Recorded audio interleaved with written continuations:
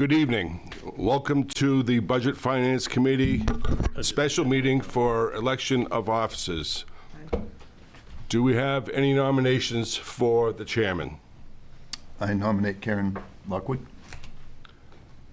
Karen, do you accept the nomination? I do. Thank you. Do we have any other nominations? Do we have any other nominations? I'll need a motion to close nominations. Motion, close the nomination. Thank you. You actually need a second on the nomination. I'll be the second. Not if it's not opposed. And motions have been closed. Karen, congratulations. Thank you. You're welcome. And now for vice chair.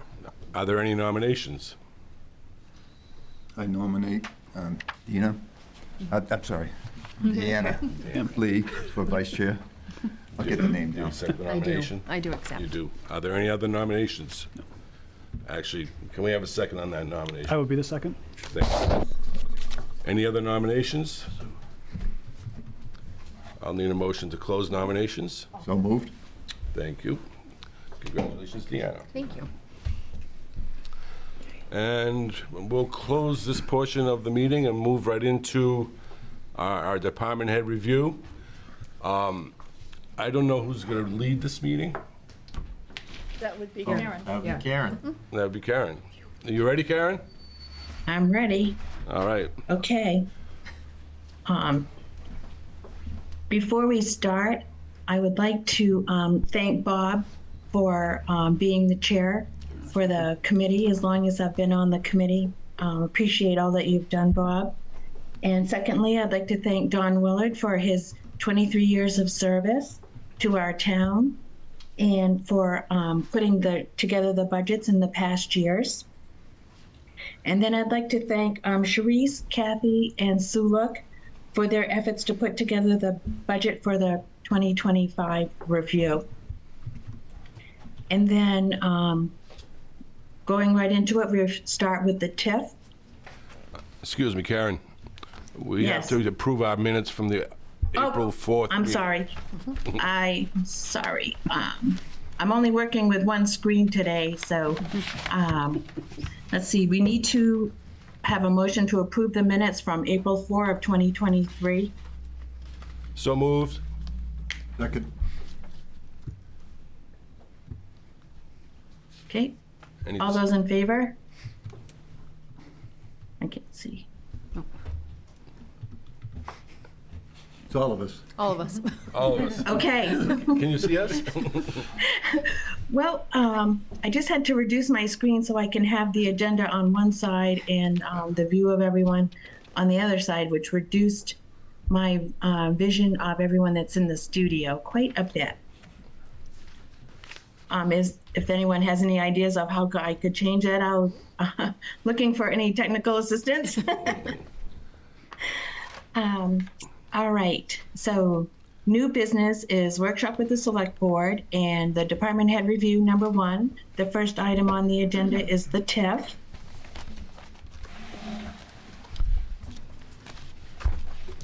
Karen, Yes, I think it'd be appropriate to have the verbal explanation. I didn't get the letter from the town manager until just today, which gives an overview, but I think anyone Okay. who might have had it, just a quick overview would be good before we start the whole budget process, I think. okay, thank you, Dennis. Sue, would you like to go over the letter that was sent out today?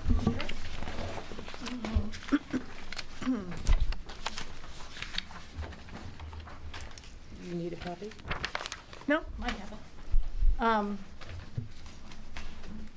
Well, first, as I say in the letter, and I may as well just read the letter, I suppose. First, I'd like to explain why this memo wasn't included in your budget binder in the first place. This being my first go-round with the full Town of Raymond budget, I wanted to see the whole budget, the way it's been all put together, and then meet with each department head to get a better understanding of each of the pieces before I attempted to summarize. On the revenue side, we have an estimated $9 million in new valuation.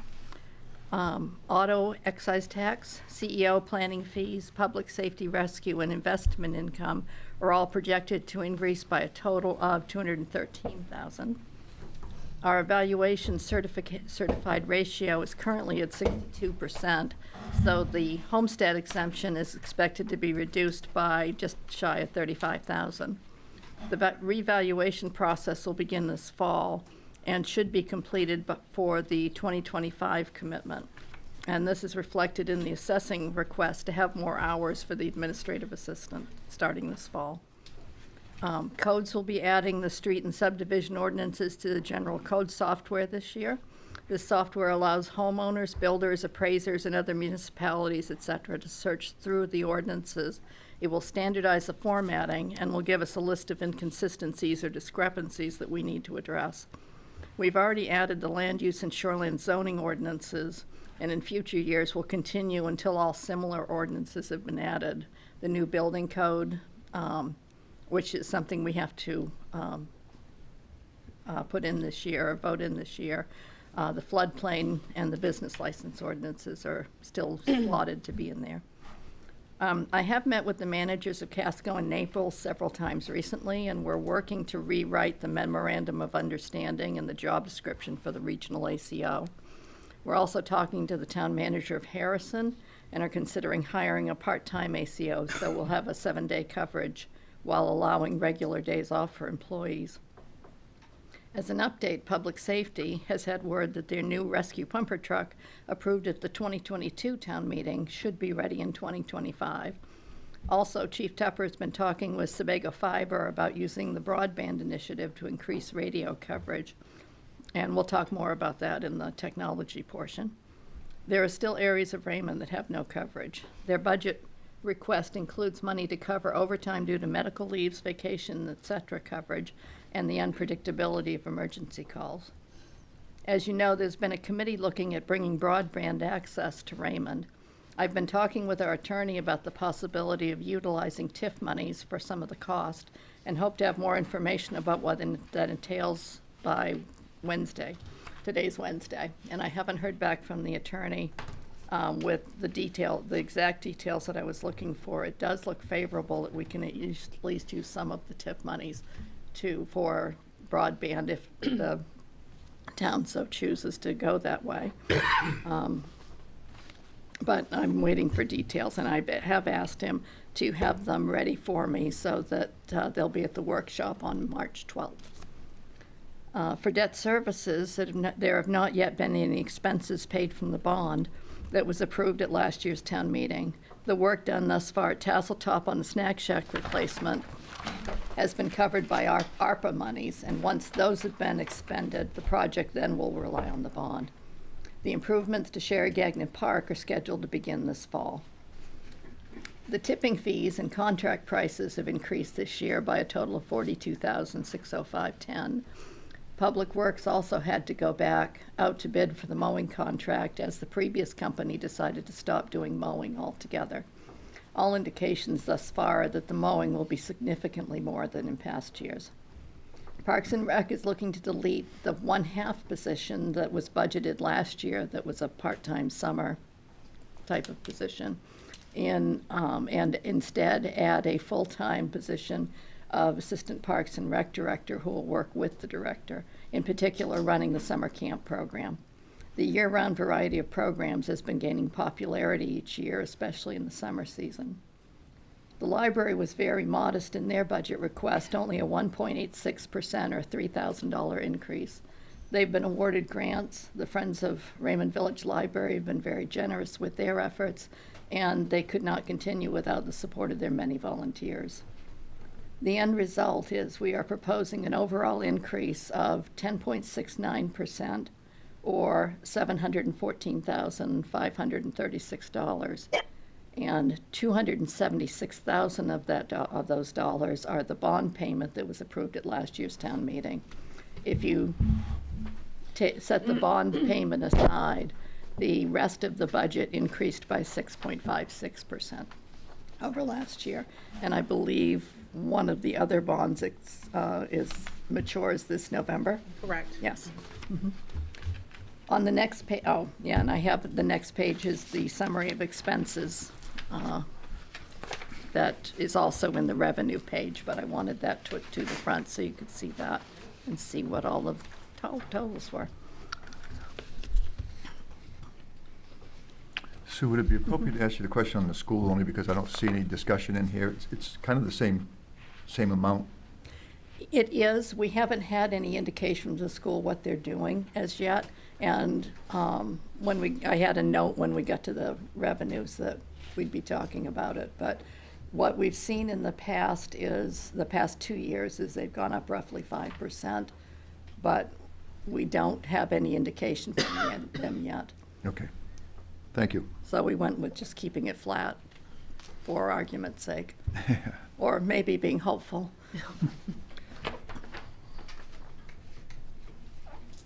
Thank you. Thank you, Sue.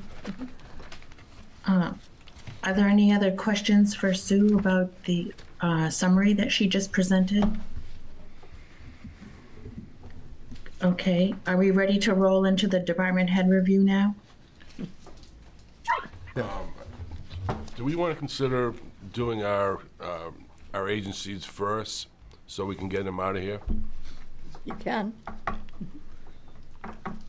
Hey, Frank. Make a motion. That's really up to the chair. Okay, I think that's a great idea. Let's do the agencies first. Where would you like to start? Well, we have Karen, Ms. Chair, we have Abel Bates, and I believe on the Zoom call is Stephen, and his last name escapes me. And there's Kelsey Hazen. And there's another gentleman here in the broadcast studio, but I'm not sure who he is. He's the president. Tommy, okay, nice to meet you, with the And over there. Hawthorne Association. If you wouldn't mind coming up to the microphone, that would be great. I talk loud, so I don't foresee that to be a problem. Thank you. Well, you have a mic right here. Yeah. I anticipated just answering questions, but I can tell you where we stand right now. Anybody that's been by the house in the last couple of years know that we've been doing a significant amount of work. In the past, we did the foundation. We've done floor structure. We have sided 2 sides of the building, and we are kind of zeroing in on hopefully the end of this construction. The roof was put on, a new roof cover was put on this winter, and they're currently working on the last 2 sides of the building right now. When that is done, our last 2 projects, hopefully last 2 major projects, to complete the painting. We'll have to do the windows on the outside that haven't been done yet after the siding. And we want to rebuild the front steps. And then, we had some cracks in the walls from when they had the building up in the air. So that's going to have to be patched up, and then the interior is going to have to be repainted.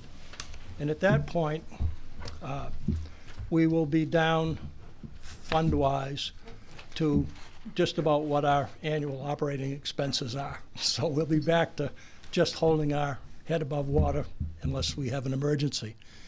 All of the money that's come in has been through dues, events that we've had at the house, and donations. We've had a significant amount of donations have come in, close to $100,000 in the last 4 years. And because we don't have any paid staff, this is all volunteer effort. So when this is all done, in order for us to do what we want to do and make this more of a community building for community use, we're going to have to make it self-sustaining, and what we will plan on doing is renting the house out for small events, various types of things, which we've done in the past, but once it's all fixed up, I think we'll have a lot better product, and we'll be able to make better use of it. And of course, the funding from the town has helped us along the way. And we hope that we can continue to resolve that. Any questions? I'd be glad to answer if I could. What is annual expenses, April? Our roughly operating expenses are about $2,500 a year. And the dues and the $1,000 that we've got in the past just about cover that. So, barring any major expenses, we just hate to go to the well too many times and beg money. People have been very generous, but it gets to a point where how many times can you ask them to donate? And that's why we want to start using the house more. No, it looks great. I go by it regularly. See, it's getting there, yeah. Any other questions? So this year, you're asking for $1,000. Well, I'd love to ask for more, but the letter said 1,000. I mean, if you find a couple extra thousand around, we'd be glad to put it to good use. So, don't worry about that. Hit it? Thank you. Thank you. Thank you. Thank you.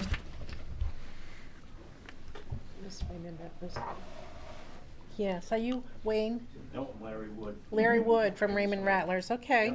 So, Ms. Chair, we have the Raymond Rattlers representative, Larry Wood, for the Snowmobile Good Club. evening, everybody. Not much going on. Right? Memberships are down. Things are tough, but we're gonna keep going. I'd like some support from the registration. Just open for questions. Yep. I'm curious, do you use the money to build bridges and stuff when it is kind of a winter like this? Yeah, we just did one down on the pipeline near 121. Completed it, I think, end of January. And the beavers had gotten in there and built a dam against the side of it and made a big old mess. And we took it apart, and it was pretty rotted from being underwater for a while, so we rebuilt it. That was our big project for the year.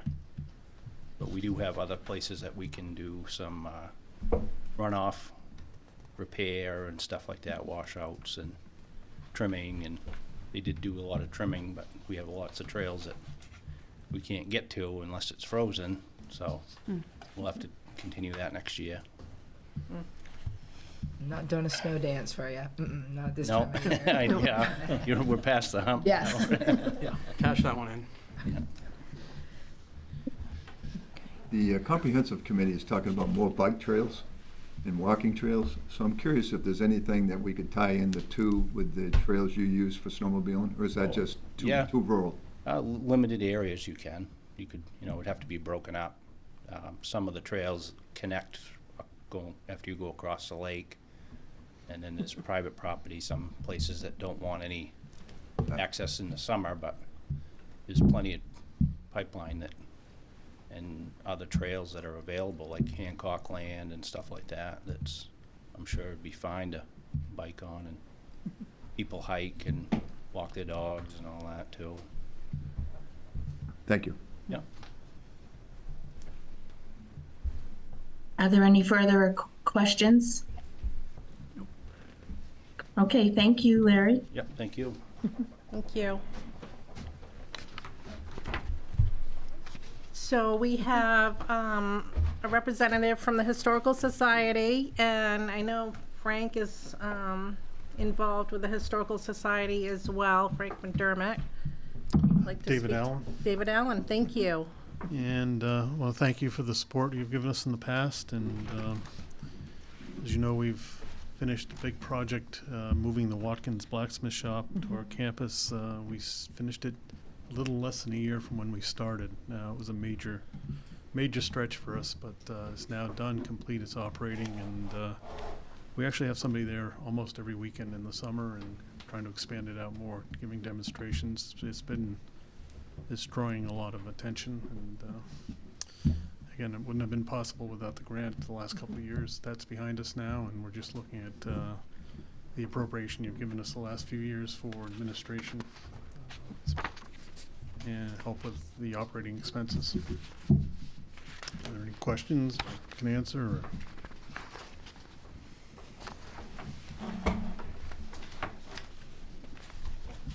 Great job. All right, well, thank you. Thank you, David. All right, thank you. Have you been up there? Okay, And then Sharice, who do we have up next? We have Robin Mullins with the Sebago Lakes Chamber of Commerce. She's on via Zoom. Robin? Thank you so much. First of all, I do want to say thank you to the town of Raymond. They've been a great partner. Going to miss Dawn Willard, but I have had the opportunity to meet with Sue. I'm very excited about meeting and working with her and the rest of the folks in Raymond. So the chamber is asking for funding, And just as a reminder, you know, we do have, I think, about 21 businesses that are members of our chamber from Raymond. And we're looking to continue our 501c3, which is our charitable trust, which is Feed the Need.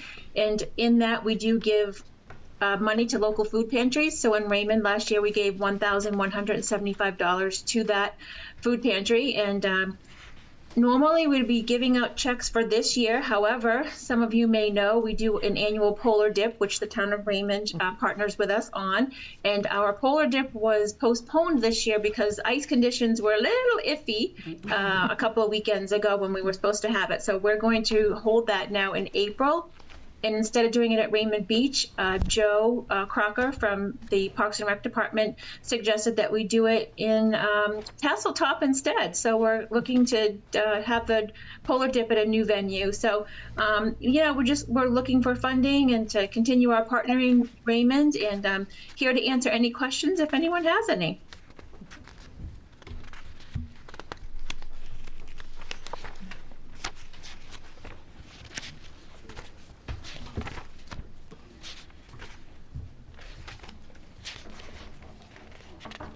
Guess not. I don't see that there's any questions, Robin, so I guess you're all set.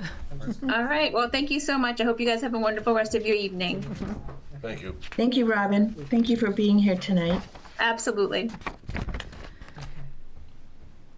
And then, Ms. Chair, we have Peter Emery here with a comprehensive plan, and they have asked, Peter Levitt, I'm sorry, why I said Emery. No idea. I must know a Peter Emery. Peter Levitt with the Comprehensive Plan Committee, and they've asked for funding for their continued work on the comprehensive plan. Peter, I didn't know if you wanted to speak to where you are presently in that. I know you recently had a community event that was well attended, and Yes, we were pleased with the attendance, and the committee continues to get what I think is very valuable survey data from the citizens of the town of Raymond who choose to volunteer it. And so we're going to basically, we just need the funding for the second half of North Star Planning, who are our contract planners. And I can tell you that at the January meeting, we looked at budget, and we were off by maybe $1,000. So we were behind a little bit on our overall budget. Most of that had to do with not planning for refreshments at the town event, the public event. But most of us are pretty new at this, so we got that worked out, and everybody had donut holes and coffee. And popcorn, I might say, that was volunteered by Rex. So thanks out to Joe for that. Yeah. I'll answer any other questions you might have. Seeing none. Are you going to be putting any kind of funds towards a 5-year plan? Is there anything you guys have got close to or working on, like for the school or any of that stuff at all? Well, the school, we're really at arm's length because it's this is the comprehensive plan for Raymond, and as you know, it's we have a combined school system. What I can tell you is that the comprehensive plan, from our perspective, is written to cover all the chapters required by the state. And that information is basically put together by surveying the town. It's the town's plan. It's not the committee's plan. And basically, from there, it goes to the citizens, the select board, the planning board look at it, and it goes to the citizens on a referendum or a town meeting. However that goes. But in answer to your question, Dennis, it's from our perspective, we write this, and our recommendations are geared for the next 10 years. Oh, okay. So it's actually a 10-year plan. So it's Is pretty Jordan comprehensive. Jordan Small any part of that 10-year plan? You see it? Yeah, well, we've gotten quite a bit of feedback so far from the community, a lot of different ideas about what to do with that property if and when it comes into our possession. My understanding is it will. I guess the question then is going to be, what's the town willing to pay to get it into whatever shape the people decide it's going to be utilized for. Seeing no other questions? my Thank you. apologies, Peter. okay. Believe me, I get confused in this community a lot for a lot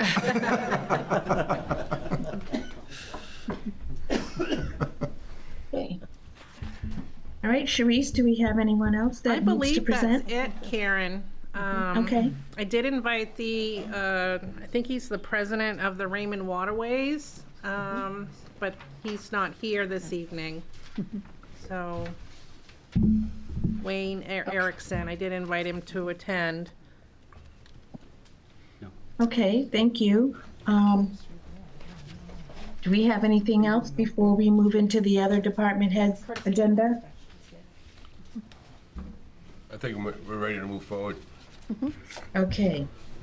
All right, so are we ready to start the TIF now?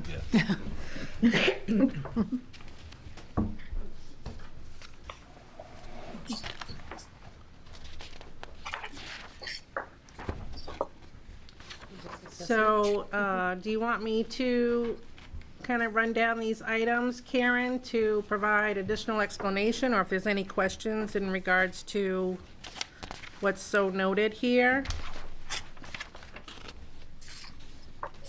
Well, I had a question on the first two items. On the salaries, the Social Security and Medicare, and 207% increase Yeah, on both of those lines. Yeah, so in years past, we have one employee with the Public Works Department that most of his time is spent in the TIF district on Route 302, you know, helping with cleanup and plantings and the beautification piece of it and watering the flowers. And I know the Public Works Director's here, so he could certainly add more to that. But in years past, we were allocating a small percentage of his time, and I thought it'd be more appropriate to allocate actual costs. So based on his annual wages, we figured, you know, he might spend an hour or two at town hall to pick up cardboard, recycle, and empty the trash. Other than that, he's down in the TIF district. So we've done 95% of his annual salary. He's part-time, no other benefits, and the 7.65 because there's the Social Security and Medicare attached to that. Okay.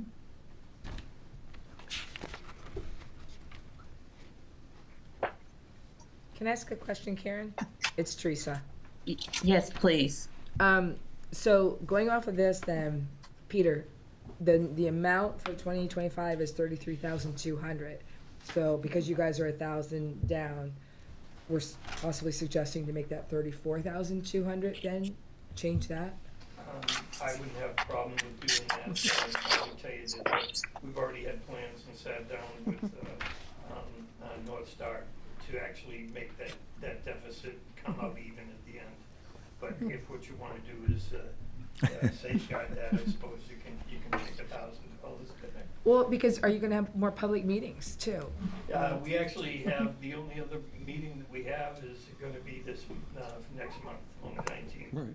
And that's going to be on future land use, which should be pretty hot button, but that's the plan. After that, there's no more public meetings. We continue to finalize the report and then submit it to the state first to see if we get their blessing. And then after that, once we get that blessing, we let you, the select board, look at it and decide what to bring to the town meeting or for referendum. So I guess I would suggest putting in an extra 1,000 in that spot. No, I'm just saying, Joe, that's my 2 cents. So we can look for it somewhere else though too. Just, yeah, that's my 2 cents. You guys can say no, but.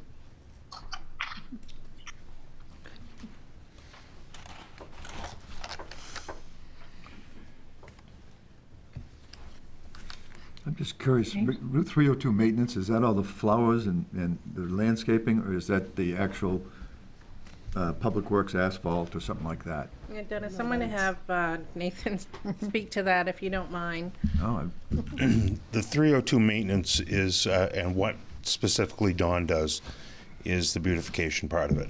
He does, we hire a company to come in and do the initial cleanup and put the mulch down, and then he maintains it through the summer. the vet park and Raymond Beach. He does the walks on all the beaches for us down there. But I think Dennis's question is more in line with the tangible items for Route 302 maintenance, like we were talking yesterday, I think, about That's part of the contract. curbing. Oh, the curbing, yeah, that's the paving amount in that? Nope, No, I think paving this is the separate. mowing portion. The mowing portion of it, Dennis? Well, it says the 45 is budgeted, so That's contract services for mowing Okay. and I think we still have the placeholder in there for snow removal. so it's what they do when they're plowing the walkways and they're Correct. mowing the Yeah. area and that's. We're going to take that over this year, but we left it in there as a placeholder. We're out to bid on that part of that contract right now. Tomorrow we open the bids on it. Friday. Friday. Yeah, I Friday. thought today was Thursday. Tomorrow's Friday. Yeah, is that for the mowing? The mowing of all the cemeteries, all the sidewalk stuff down on 302. Okay. And there'll be another bid going out for the cleanup because the guy that did our cleanup isn't going to do it this year either. So we got that one coming up. So it's mowing and snow though on this, Correct. Right now it is, yes. but not No the one's doing- cemeteries. No one's doing the cleanup, as in. Right now we don't have anybody. He's backed out. The Can't- mower or Dawn? The- Mower. The cleanup is around the flower beds Yeah, okay. and mulch and all that. Okay, That'll be it's all going that up. Mowing and the cleanup. It's all- Mowing, it's just mowing Okay. that's out to bid right now. I know this is also part of his budget, but it's also in the TIF, is the paving and the roads. I know you were, I think, in the red on your budget. Are we gonna have enough On budgeted for paving? this? The TIF paving, I think, has been pulled out. No, it's there. It's still there. 50,000 in there? That's for sidewalks and Okay. stuff in the TIF district. Okay. Never mind. Apologize, I didn't come prepared tonight. Normally, my stuff's tomorrow night, but Well, I'm glad you're here to speak to I'm it. not, but.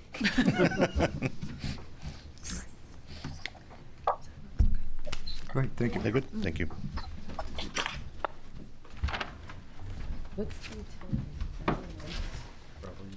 Those are streetlights. Does anyone else have any questions for on the TIF? Yeah, a couple, Karen. Okay. How many years do we have left in the TIF? 2030 is when it Yes. when it ends. So 5 years. And what's our anticipated amount that we'll have for this year? I think Kurt, if he's on the line, I think it's around 273,000. I think it was. Okay, so we're working, we're working on unspent from prior years, right? Yes, yeah.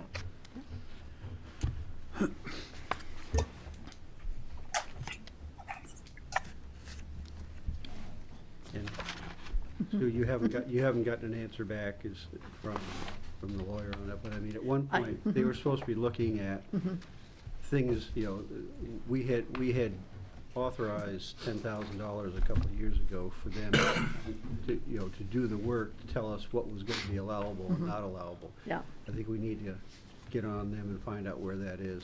Yeah, I sent Phil another email today to ask just that. I did find more information about the TIF, and in going through it, it seems that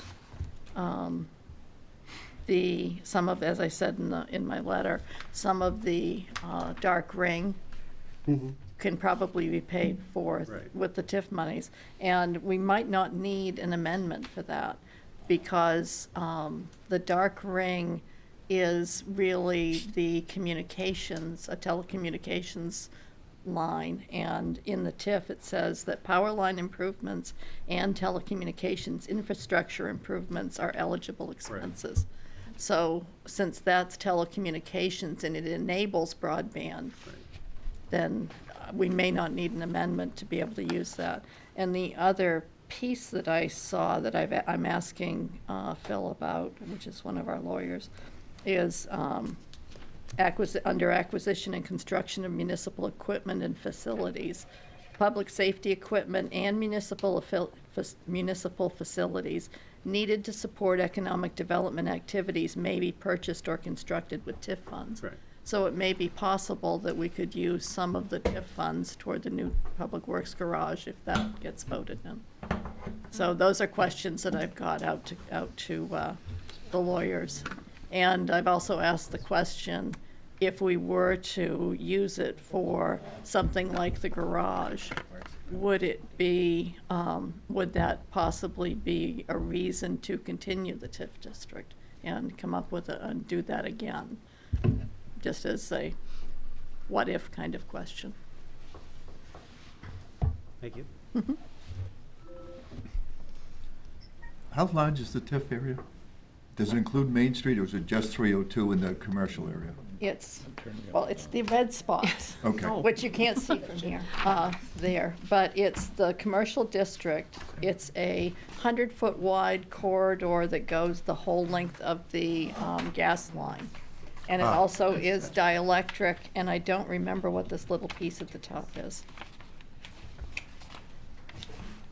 What road's that off? It's right on 302, almost at it looks like the Casco line. 302? Oh, it might be. It might be that. I feel like I got a. Portland Pipeline. Oh, the pipeline building. So, okay, perfect. It's on 121, isn't it? Oh, is it? Yeah. Oh, you're right, 302's down here. My map is just a smidge light that I found today. It's not in our pamphlet, though. No, that I just found today. Oh, perfect. Yeah, I was looking, saying, I Yeah. went through here pretty good. I don't remember Yeah, seeing that. I've been trying to find better maps of the district, and I've actually asked Sebago Technics to get us a better map of it. And they're working on it. So once I have that, I will send it out to the committees. There was a comment made that there's 200 plus left. Does that mean there's other funds that could be used? Or does that mean what's left in that till 2030? I don't know. I'm still trying to understand how the monies get carried forward, how it accumulates, what's left, what can be used for what. And I'm waiting for the lawyers to clarify that for me. So I don't dare say we have $200,000 or $200 in it for anything in particular. Because I've also found a schedule in there that seems to put percentages on each activity type that is allowed to be spent, and that seems to be a limiting factor to this. And what we haven't found as yet is the record of what has been previously spent to know if we've already spent as much in that activity type as we are allowed to. So that's another question I've sent to the lawyer. I sent him quite a long email today. Karen, we got Peter Levitt that has his hand up. Okay, go ahead, Peter. Thank you. Just interesting to note, and probably helpful and valuable for any financial decisions, is that the TIF zone, or the TIF area, is actually located in what Raymond has identified to the state of Maine as being our growth areas. So basically what the state is saying, and through the comprehensive plan, we're required to basically designate those areas and craft basically policies that are going to direct more dollars towards the development of those areas, because that's basically where our planning ordinances have kind of directed growth. That's where we want to see it. And also having it in the TIF zone is helpful as well. It gives other alternatives maybe for funding some improvements in that area as far as growth. So understanding that, is it residential as well as commercial? It's not really. It's the designated growth zones, as far as I can determine from the last two comprehensive plans, and that's where it resides. The definition of the growth zones in a municipality contained in the comprehensive plan. That they basically say the village, commercial, and industrial. which I kind of think mirrors what the map you just saw as far as where the zone is. So it makes perfect sense. It's where it should be. And like I said, there's the potential down the road for some sort of funds available for development in that area. That's where the plan wants things to go. That's where the town has kind of said they want to see growth. And are you guys adjusting that TIF area in your? Actually, yeah, we're starting next week at our next meeting with the final chapter of the plan, which is basically land use, future land use. Perfect. Thank you. Do we have anybody speak on the milfoil? Yeah, I was gonna ask that too. That's quite the jump, and then just ask for a little increase. Do we have an idea which lakes those are and why it kind of jumped up? Yeah, Sean, I'm gonna defer to Kathy. She was involved in writing the DEP milfoil grant. So we've been working with the DEP. We got a grant, 2-year grant. Last year was the first year, the second year. This is basically Sebago Lake down Jordan Run and up through the river is the majority of it, plus there's a couple of other spots. We do get money from 3 companies down there. The marinas both donate to it. Indian Point Campground donates to it. And then the condominiums donate to it also, to the funds. They each pay, I think combined they pay 1/3, and then Raymond pays the other 2/3, with the milfoil grant paying the majority of it. We took it over from the Raymond Waterways last year at their request because they retired and didn't want to continue to do it. So that's where we are. It's basically Sebago Lake and Jordan Bay, and they've done a really good job. They have maps that go with it and everything, but that's where we are. And the only $800 increase is going to be enough for this year? That because we already know what our grant is, and we had guesstimates from the milfoil company of how many weeks it would take. They did 5 weeks of milfoil removal last summer. Okay. Thank you.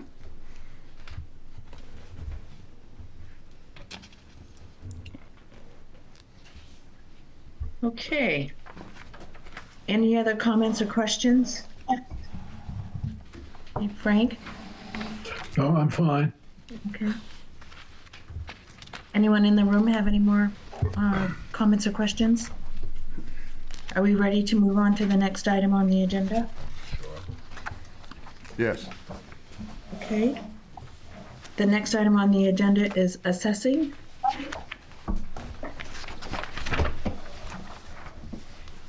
Hello, my name is Kurt LaBelle. I'm the assessor's agent for the town of Raymond.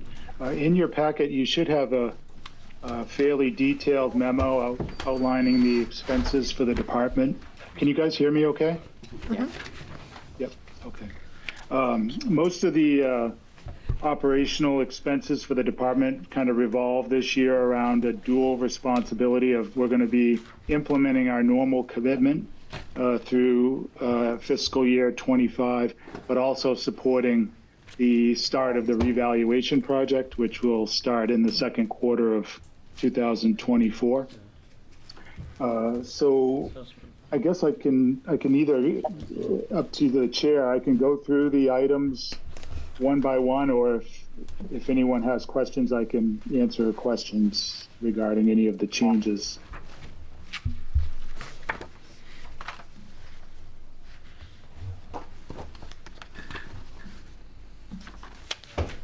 I'd like to have you go through them one by one. Is that okay? All right. That's fine.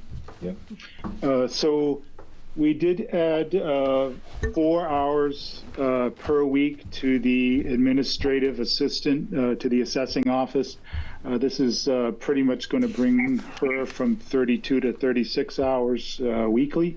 That's primarily to support the additional workload that's going to come with the kickoff of the revaluation in October.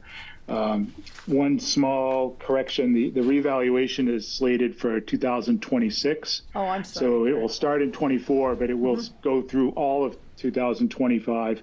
and into the second half of 2026 for completion. I do have a small increase in the agent in my line. My contract will be up for renewal this year. So there's likely to be some minor changes there for the upcoming 3 years. I don't know what order your packet goes in. The revaluation reserve, we currently have $280,000 in the reserve fund for the revaluation. I'm recommending an additional $45,000 this year. Currently, the real property portion of the reval has been contracted, expected to be right around $300,000. The personal property portion, I have an estimate in there for $20,000. The bids are due in March. I suspect I'm overestimating on that, but without knowing, it's better to be safe than sorry. If it's significantly less, it'll just be less appropriation that'll be needed in FY26. We do have some expected miscellaneous expenditures. We're going to need some equipment for the revaluation company. We're going to need office equipment, computer equipment. There may be some public relations activities that the town will need to implement in addition to what the revaluation company has planned. We'll likely utilize some GIS subcontracting support. And there'll be any inevitable appeals, so we'll need to have some support, potentially legal support, and so on for the Board of Assessment review. Those are all capital improvement reserve expenditures. I am expecting to have to increase my workload with the town, particularly in the second half of FY26 and the first half of FY27. That's when the bulk of the revaluation is going to come to bear. It's when we're going to be doing most of the evaluation review, the hearings, the subsequent appeals that come with that sort of thing. And I suspect these are probably generous estimates. If we end up with money at the end of the project, it'll just go to general fund to be used for future tax relief later on down the line. We did have a fairly substantial increase to software costs. I think this is pretty much just straight inflationary increases, mainly with the Vision camera software, the web hosting, and pretty much those two things. A pretty significant increase percentage-wise for that department. Deeds and property tax billing. This is the deeds is a combination of the fees for the deeds that the registry sends my office for transfer processing. That makes up a fairly small percentage of that amount, but it also includes filing fees from the tax collector's office for liens, discharges, things like that, things that the collections office needs to deal with. That's something that used to come out of their own line, but it's been wrapped into the assessing line the last year or so. Same thing with tax billing. That's a collections activity. Leaving it static this year. The town has still been doing its own mailing of the tax bills. It seems to be going well. We do have pretty regular fee increases from the post office, but I'm hoping that 5,600 will cover that. And I think that's it for the big stuff. Okay. Does anyone in the room have questions for Kurt?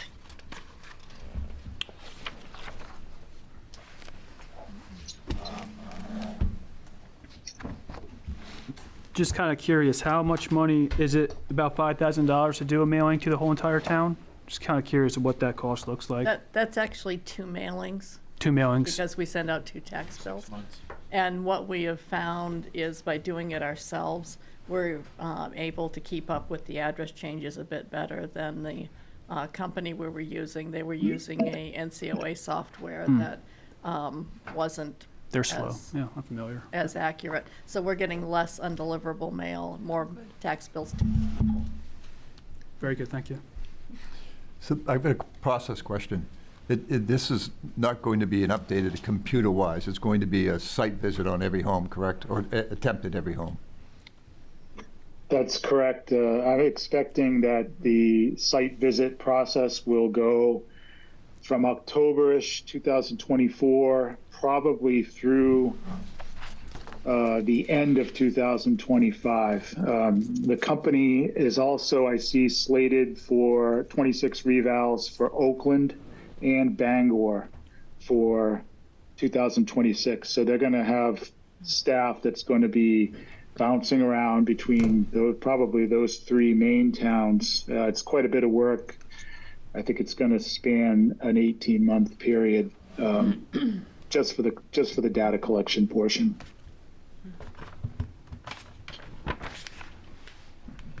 I am expecting them to utilize our existing data.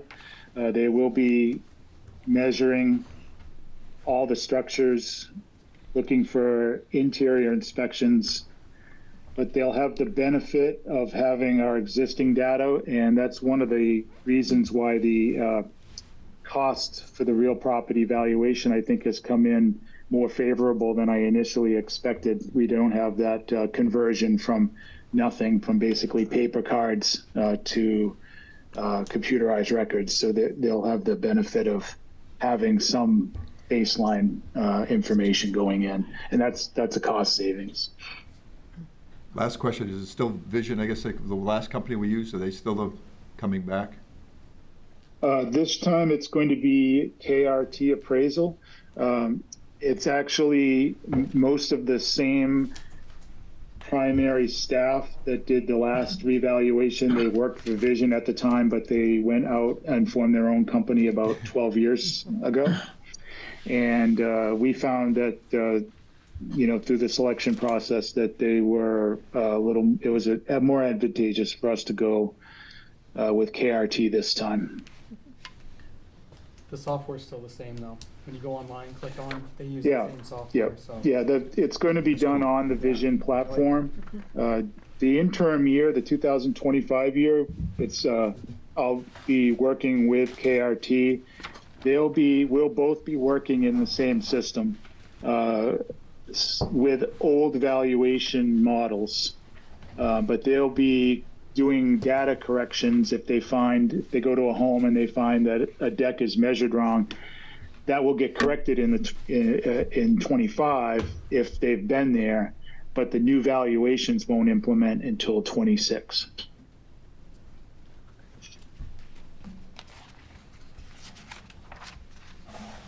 No, that makes sense too.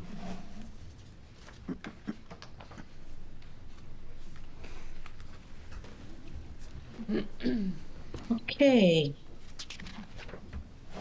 Any further questions we may have? Okay, none? Right, thank you, Kurt, for your time. Yep. Thank you. Have a good night. Thank you, you as well. Okay. Next up, we have code enforcement. Good evening, everyone. Alex Serois, code officer for the town. I will go through, I'm assuming you're going to want me to go through each item like Kurt. That would be helpful, thank you. So I'll go through the memo, which I think is the second page for us, for you guys, or third possibly. So looking at 2025 salaries, we're not looking at any budgeted change. Contract fees and services, we're not looking at any change for that either. We use that line item for our ordinance work. We've been using an ordinance system for the last, like Sue said earlier, for the last year or so now, and it's working really well. So we're going to continue to build upon that. And we do pull out of this line for some occasional GIS or engineering services too. Software just coming down a little bit. We're through now a transition. When I started in 2020, there was an older software that had been used that wasn't working, so we replaced it with something a little bit more modern that's working really well as well. So there was a couple of years where we had payments to both systems as we switched over. So we're through that now. So I'm coming off of what we had budgeted previously for that. Next is travel and training, coming down just slightly on that based on the past couple of years' usage. Advertisement, no change. Supplies general, no change. Gas, diesel, coming down slightly on that one just based on the last year's usage as well. Same thing with postage, and no change for phone. So there really isn't a whole lot going on as far as the expenses side of everything. I think the biggest change for us is the revenue. We're coming up again, proposing to increase to 175. I started, I think we were fiscal year 2020, I think the budget for revenue was 90,000. So we're up quite a bit to 175. If you look at, kind of what we're on track for right now, we're looking to come in somewhere around 250 for revenue, which is over 100,000 over budget for what we had expected. So we're pretty much there already for this year. Of course, it's kind of hard to predict where the market's going to go. I think, the next year is still looking pretty good with projects that we know are coming in. So I think the permit fees are going to stay kind of where they are. Definitely, don't want to go too far with the projected revenue because it is market driven. It's one of those things that it can get tough to predict. But, overall, that puts us, pretty close to where we want to be to try to make the whole department, essentially self-supporting, which is the goal. It looks like you got it. Yeah, wow. That's great. Yeah. Great job. Thank you. Going on in the market, what was the surprise, that $100,000 excess? Is it this all new, like permits for new builds, or what is it that you're seeing that's Yeah. So one of the hard things for us to predict is the random very large projects that might come in. So we had one building permit fee that was 15 grand. So, an average house ends up being like, 1,000 to 1,500 for a building permit for a single family home. So that's pretty different than 15,000. So you get a couple of those in a year, and those are usually obviously the big, couple $1 million houses or a couple $1 million renovations on the lake. You get a couple of those a year, and you're already in great shape as far as revenue goes. But you never know. I mean, we might get one a year. We might get two or more. So that's why it can be kind of tough. Do you think that LD 2003 is going to give you an additional boost? It may. I mean, if the proposed ordinance amendments go through, we may see some additional dwelling units pop up in the shoreland zone where they don't currently exist. I think there was a big rush last year on that. We did get some come in, but it really wasn't as much as we had expected. Now, if the proposed ordinance amendments pass this year in June and apartments are allowed in shoreland, we could see quite a few of those come in. There is a limit on the size, so they're $1,250 for square footage. So the permit fee for something that size is going to be less than $1,000. So, I mean, I don't know that the revenue will increase drastically for those. The work will.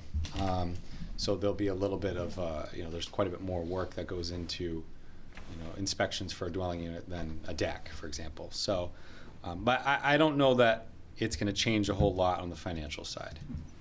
And then just what you kind of said, are you anticipating having to expand your team if LD 2003 does create more of a... No, I think right now we can handle what we've got. I think the discussion for expansion to staffing is a little bit more of a concern when we talk about, like a short-term rental ordinance. I know that's been discussed as well. If we allow more apartments near the water, some of those may be short-term rentals. We don't currently have an ordinance for short-term rentals, but it's been discussed. If that were to come into play and it's something that falls under code enforcement, then we would probably be looking at additional staffing, unfortunately, depending on what that ordinance would look like. I mean, obviously that's all, you know, we're not even in the beginning phases of that at this point, but someday, eventually. Cool, thank you. Could you clarify that 1250? Are you talking about going from 700 to 1250 That's the proposal right now, yeah. from the planning board? Yep. Excellent. So that would be something they're doing a public hearing in March, and that would go to the select board to be put on the warrant for this June.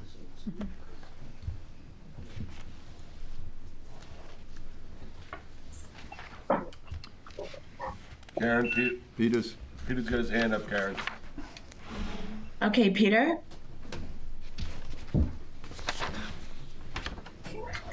So we've also on the comp plan been very involved with LD 2003. For anyone who doesn't know, that takes effect July 1st of this year. And basically, when they're talking about expansion or allowing apartments in the shoreland, it's really not just the shoreland.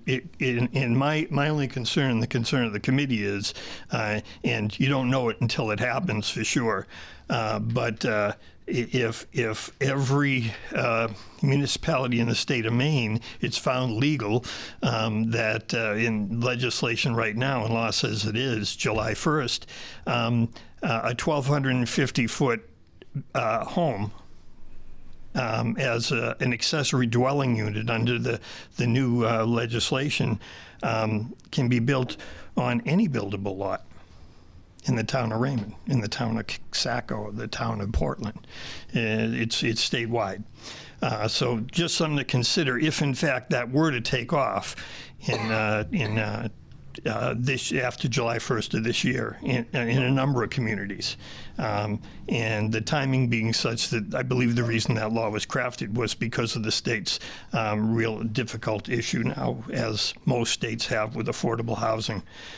So those structures could end up, requiring a lot of building permits, and that might require a lot more in the way of code enforcement going forward. Once again, there's no way of predicting that. All I know is that it goes into effect July 1st. So something to be aware of. No matter what size the lot is, Peter? Yeah, as long as it meets the septic requirements, the well setbacks. Yeah, and no addition. Huh? Excuse me, and fire, like egress windows and all those things will have to do that. Yeah.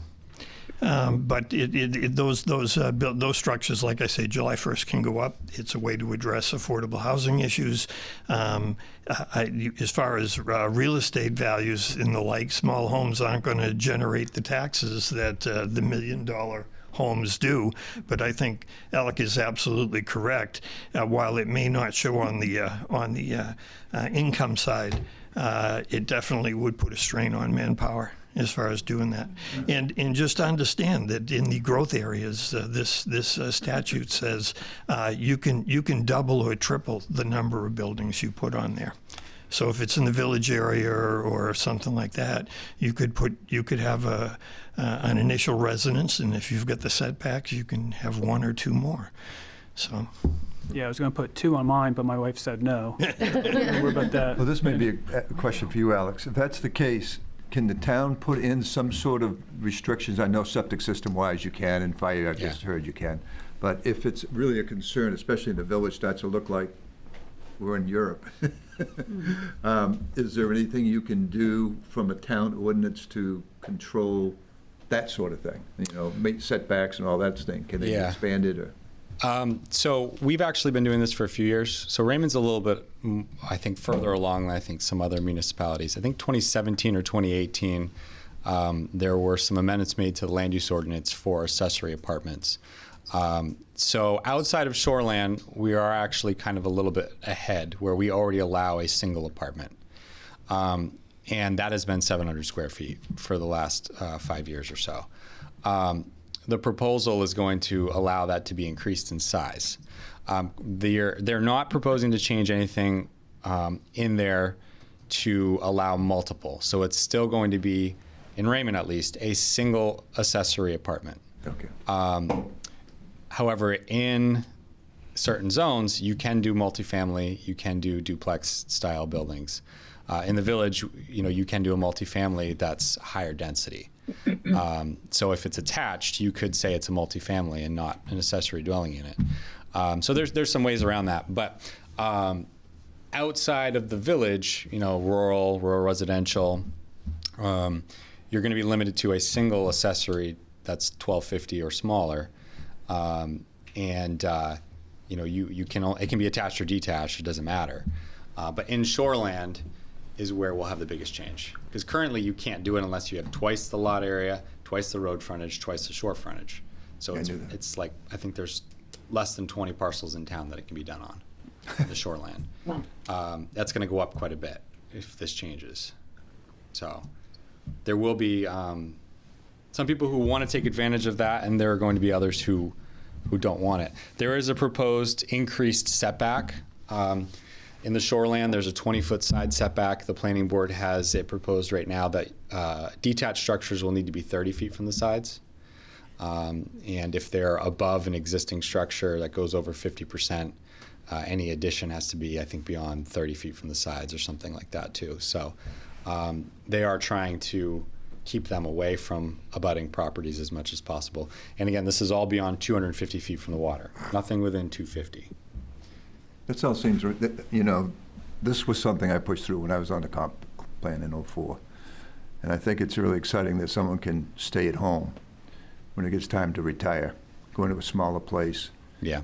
So it's, retire in your home and not be forced out like I've seen many people do. Yeah, So that's from my actually, perspective, I think it's positive. Now, I don't want it to look like bumper-to-bumper homes anywhere, but at the same time, I think it's exciting to some degree, and obviously, there's no sense in going too crazy until we see what happens. right. This change was actually initiated by an older lady who lives on the Cape, who goes to Florida for the winter, stays up here in the summer, and she would like to rent a portion of her house as an apartment to supplement her income. And currently, she doesn't have the 6 acres required. She's only got 3. So with this change, she's beyond 250. She'll be able to do an apartment in her house, which will offset her living expenses. So that's where this change came about, actually. Good. I guess I'd just say that understand though that we have no policy for short-term rentals and I don't think Zoom can hear you. Yep.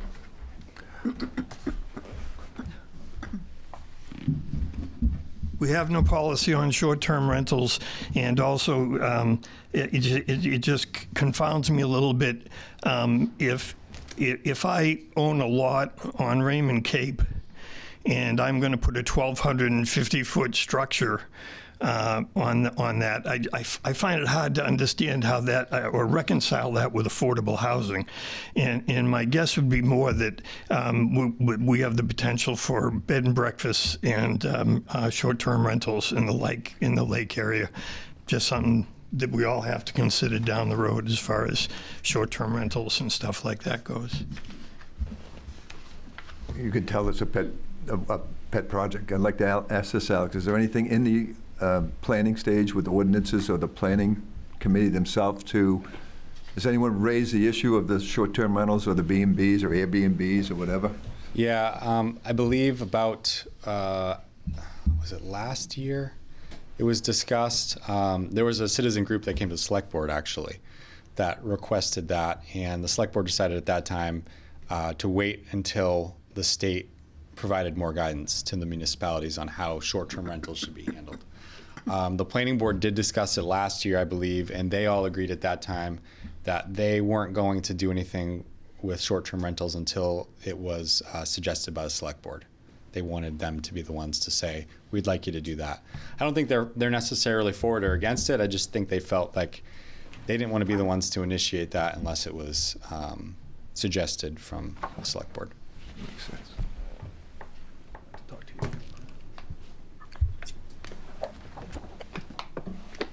All right. I don't see any more questions, so thank you, Alex, for your time. Thank you. Appreciate your Thank you. explanation for all that's going on.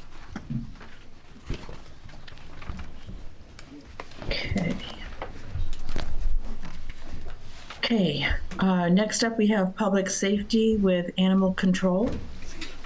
Okay, and with animal control, I can go down like the others have done. Okay. The first section for, or the first item is animal welfare. That's what we pay for the Animal Refuge League, with animals that are surrendered there and taken care of there. Or not surrendered by people, but taken there for various ACO pickups and, or wounded or whatever. The assessment is the third of the cost of sharing the ACO with Naples and Casco. The vehicle maintenance is happening here, and it hasn't been happening on a regular basis, which is why you don't really see anything there. But we are getting a quarterly checkup schedule going, and I believe she was in this Monday, wasn't she? Yes. She was in this Monday, and the vehicle was gone over, and oil changes, things like that. So we're going to get that going at this point. Supplies, there wasn't really a request for supplies from Raymond specifically this year. And for gas, the ACO vehicle is gassed up here in Raymond, and we took the cost of the past year and split that by 3. We split that with the towns. The insurance for the ACO is part of the assessment. That's the way the current MOU is. The employee portion, so the insurances and the salary and all of that, originate in Casco, and we share that cost with them, as does Naples. The housing of where she has an office and where the vehicle sits most of the time, evidently, is in Naples, and the maintenance is here in Raymond, and we own the vehicle. So that's how it was originally split up. And we're looking at doing a bit more together. We'll still keep, there shouldn't be 3 bosses, for instance, for one person. If there is a issue or praise, either one, it should really come from one source. So we're going to keep that with Casco, and we'll keep the vehicle maintenance. But when the vehicle needs to be replaced, we'll look at how we're going to do that as 3 towns. We're also proposing to bring Harrison in as well, and increasing the animal control, and that is reflected in this number actually, by half a position, so that we will have coverage for the animal control officer for all 7 days, and allow the animal control officer to have days off, knowing there is still someone on duty. And what we're considering is having a rotating kind of schedule, so that the part-time doesn't work every single weekend necessarily. There may be one weekend a month where they switch or something to that effect. So I thought we had a part-time person already. I know last budget we did. We had a full-time and a part-time. We did only for the summertime, and we're talking about having it for year-round. And as I understand it, the part-time person that we had last summer isn't interested in continuing. And the other question I have is, I know just from following social media that there's issues with 3 towns. I'm a little concerned about bringing in that 4th town, especially if we don't get a good solid schedule. Yeah, and the only way it would work is with that other half a position. With just one, I don't believe it would. And these are our portions? These are our portions. And if we brought in a 4th town, this is split evenly 4 ways? It would be. But it's a lot of running between 4 towns. Yeah. Yeah, but for the animal welfare, that's just Raymond's. We don't split that. How So are we splitting the health insurance cost? The health insurance cost is a part of that assessment line of $39,000. 31,000 of it is health insurance? No, it's in the 39. It's part of it. And the, Yeah, it's 31,000. Oh, and it's, And that's Oh, still that's right, only for yes. one, correct? Because the part-timer won't get that, I'm guessing. right, the part-timer wouldn't have health insurance. oh, all right, so that's, never mind. That health insurance cost still seems Right. excessive. It does, but remember what they said Casco, Right. yeah, has the cream of the crop. Yeah, exactly. Cadillac. Yes. But when, That was one of our issues last year was, why are we paying so much for that health insurance? And would that be divided by 4 instead of 3? It would be if we went with Harrison, but right now it's divided by 3. I think that's what you're talking It's about. at the bottom. yeah, it's at the If you go bottom. to the It's bottom, 30. it Eh, breaks look it at out for that. you. Yeah, I was doing the same thing, like, whoa, this is Yeah. extensive. And they'd only use, so the part-timer uses their own vehicle? Or do they get to use the? Same. They would be using the same vehicle. They would be? Yes. Okay. And I will go back and look at the insurance because it's possible I had the wrong cost when I met with them. No, it's always been high. It's always, No, I mean, our, Divide it, you know, 3 ways. It does, It is divided 3 it is ways. divided three. It's You get the expensive. gross amount. It's at the then bottom. you- then See the at 40? bottom you divide it. yeah, 40 per town? So this, 40 per town. if we do 3 towns and and then 30 it's per 30 if town. it's 4. If At it's the bottom, 4. it breaks it out. And as far as we know So right that 31 now. is Yeah. gross. For That's for all 1%. 4, that's for all 3 of the towns. Okay. So, and I remember when Brian Walker was on, that goes back quite a few years as far as having this insurance. And it just, But where there's that Maine municipal's getting rid of that Yes, insurance? they only have like one more Too year. on it. costly? Yes, That's weird. Yeah. yeah. yeah. That's what the town manager in Casco told me, We've been doing this yes. for years. They've been told already. so it really is $120,000 per year For which? one. for That's one for- person? No. One and a Yeah. half. No, One and a No, half. that's One- the No, entire It's 30 cost 30 of animal It's control. 31,000 for the year, and then you divide that by 3 or 3. 4. No. depending on- No, it's Not the way- 40,000. No, now, you're yeah. talking, that's total cost. He's talking just insurance. Right. Right. But yes, yeah. I'm looking, yeah, I was looking at that, I was like, okay, all right, yeah, so But perfect, that's not yep, our got it. portion. It's, Beautiful. but it is Okay. still 120,000 Yep, for okay. a person and a half, yes. Oh my God. All right, okay. Well, and this report is Casco's report. And so you'll see in here, they call it professional services. That was the, if I remember correctly, that was the Animal Refuge League, what Casco paid. But this is what showed the cost at the bottom, as Derek was pointing out, the cost per town. So ultimately, who's going to decide on if that 4th town is going to join or not? It's going to be up to the towns, the towns that are currently Yes. to make that decision? So, All right. I mean, the biggest concern I have there is the perennial issue that we've had with the part-time person, is that it's not, because it's a part-time position, they don't have, there's not a big allegiance to you. And so all of a sudden you go down this road, now you've tied 4 towns in there. That person leaves, you can't replace it, and now you've spread it out so it's undoable. Massive area. That's where my biggest concern is there.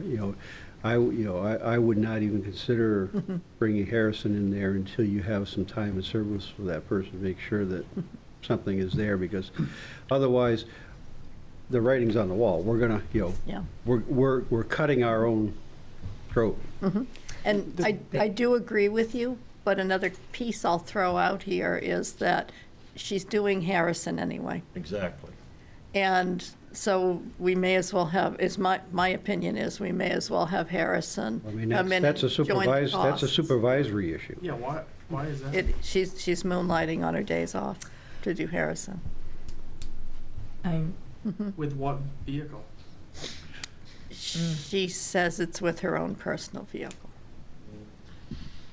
So with this, when we talk about the position right now, my concern is things still aren't completely fixed with the 3 towns we have. And as far as what that person is doing in Harrison is on the other side, but I don't know. I like I said, the social media part of it is a big issue right now, as far as people trying to call the animal control and not get service and sit with an animal for 3-4 hours. So I have a question. Say it's Tuesday and she's on for these are the 3 towns, right? She's waiting on a phone call from these 3 towns, and nothing's going on. And then there's a call in Harrison that there's a dog loose or whatnot. She says, "Nah, I can't go get that dog until Saturday when my day off is." Is that what goes on? I can't speak to what she is doing with that. I do know that in Raymond, if she's not working, if it's on a weekend and she's taking that day off, she has made the decision to say, no, I'm not dealing with it. Yes, it's happened. So Yes. So response So- time is so, unknown. Yeah, and that's something that the 3 managers have talked about, and there is a plan that's being started to deal with that. To track response times? To look at response times and talk about customer service and what that means. Yeah, and I agree. What about Bob, you tracking need that 7 vehicle? You need 7 days, because it's not just, you can't think about fireworks, Yeah. you think about everybody who's coming in, 5 days and a week. the animals can get out anyway. But yeah, like you're saying, They don't run away on the weekends. No, of course not. No. But I know for, like you think about everyone that's sitting here that has their job. It's your day off. Most of us don't immediately drop everything and go in back to our job. So, I'm not saying we should expect that from them, which I understand why we would need someone to help cover those times. That they're off. a lot of animals running around lately, Oh. dogs and stuff like it in all kinds of towns right now. If you watch, I say like the social media thing, but yeah, the animals are not going to run away within 8 to 5 or whatever. No, 8 to 5. no, for the lost dog recovery, yeah. Yeah. Everywhere. So if I could expand on my question, actually, if 2 out of 3 towns say yes to bring on Harrison, it's going to be voted that way, it's going to be the majority, or is it going to have to be like, we all want this to expand to Harrison? We haven't, so far, we've met twice, so Okay. I'm not sure what we would do, to be truthful with you. Okay. If it was 2 to 1, I would probably bring it back to the select board and talk it through. Because it'll have to be part of their budget process too. Yes. Yep. But you have a really good relationship with those guys now. Yes. Which is good. Yeah. Yeah, And this it way has, you can open the communication. it has been good, really good so far. Which is good. So is there a contract? Is there a 3-year contract? I mean, are they going to bring in a 4th town at the end of a contract and then Raymond gets to look at it too?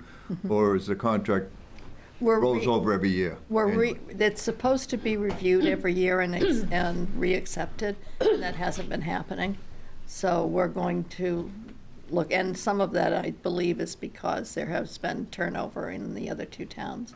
So they are in the town manager position. So we're getting back to having a regular meeting and getting a new MOU so that we'll have a new contract, and that will certainly come to the select board to be approved. But also, if Raymond doesn't like what is going on with that whole thing, we can say no and pull out of it too, and do our own town. Well, we're already signed up to what, June 30th of 2025? No, that's for the Animal 24. Refuge League. That's the Animal Refuge Oh, League, okay. yep. All right. That's the contract for them. And the other tidbit on this is I have been contacted by the county, and I'm going to be on a panel to look at the county taking over ACO. And they're looking at this. They put out for this. How much was the vehicle we gave them for animal control? You remember? It was like a Tahoe or something? No, it's a Ford Explorer. It came out of, Paul's? no, did we? Yeah, we bought that through Paul's. I think it was 19,000, 2019. It's a used police cruiser. In 2019, or it's a 2019? It's a 2019. We're on our second year with it. How do the towns contribute to the purchase of that? Split it 3 ways, I believe. But we technically own it in the end. We own the title to it. We have the title to it. So it's something that, if we want to keep moving forward with the 3 towns, or the 4, but it's something to think about.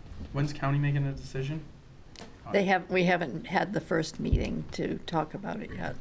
And we sold the prior vehicle, correct? I remember that was something that. Yes, that went to auction after we purchased the 19. And when's her contract or their contract? That's what we're rewriting. So there really isn't one that is, yeah, we're just going on the last one. Sue, do you recall that last year they asked Harrison to join and Harrison refused? Yes. They said it was cheaper for them just to subcontract Jessica. It's cheaper for them to get it for free.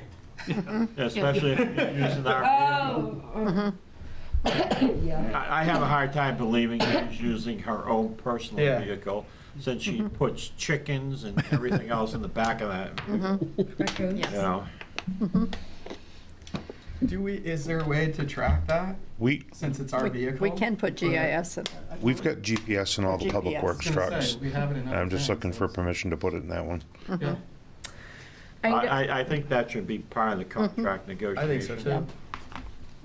I know she sent out before, she would send out every so often, the calls from dispatch as to what they were or what it was, that type of thing, but yeah.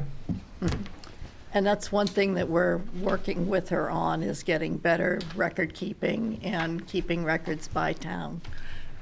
Well, I think it came back and said that she couldn't keep track of town, is what was the comment that was made. And we're like, well, if it comes in through, Yeah, you're doing a report on an animal, you Yeah. have to know what town it's on. I mean, Yeah. Bruce probably takes and figures out which town every fire, and there's a pretty well documented thing on that. I can't imagine it's not hard to do it for animal control. We've run reports in the past on ACO call-outs and stuff and know right where they are, but the Cumberland County Dispatch Regional Communications Center has track of all that, so, yeah, that's doable. I do remember asking for it and was told, no, it was hard to track that out. And we all, I think it's a common sense thing, is you know what town you're at, yeah.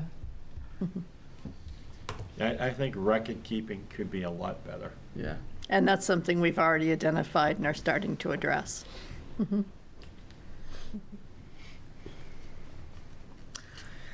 Okay, are we all set with the animal control officer, ready to move on to the next agenda item? And that Jessica is, Jackson. No. that's my copy. No. The fire department? Yeah. Not here. Good evening, everyone. Bruce Tupper, Fire Rescue Chief. And I was going to try to give you the Reader's Digest version, but I unfortunately can't with this budget, so I'm going to talk for a minute. And hopefully we can get all the questions answered, and I hope there are a few questions here. So anyways, we did some playing around with the budget to try to make it come in at a lower increase. Obviously, it's one of the key things that we try to do, is to control our budgets, and I'll get into some of the control measures that we employed this year shortly. One of the biggest increases in payroll salaries.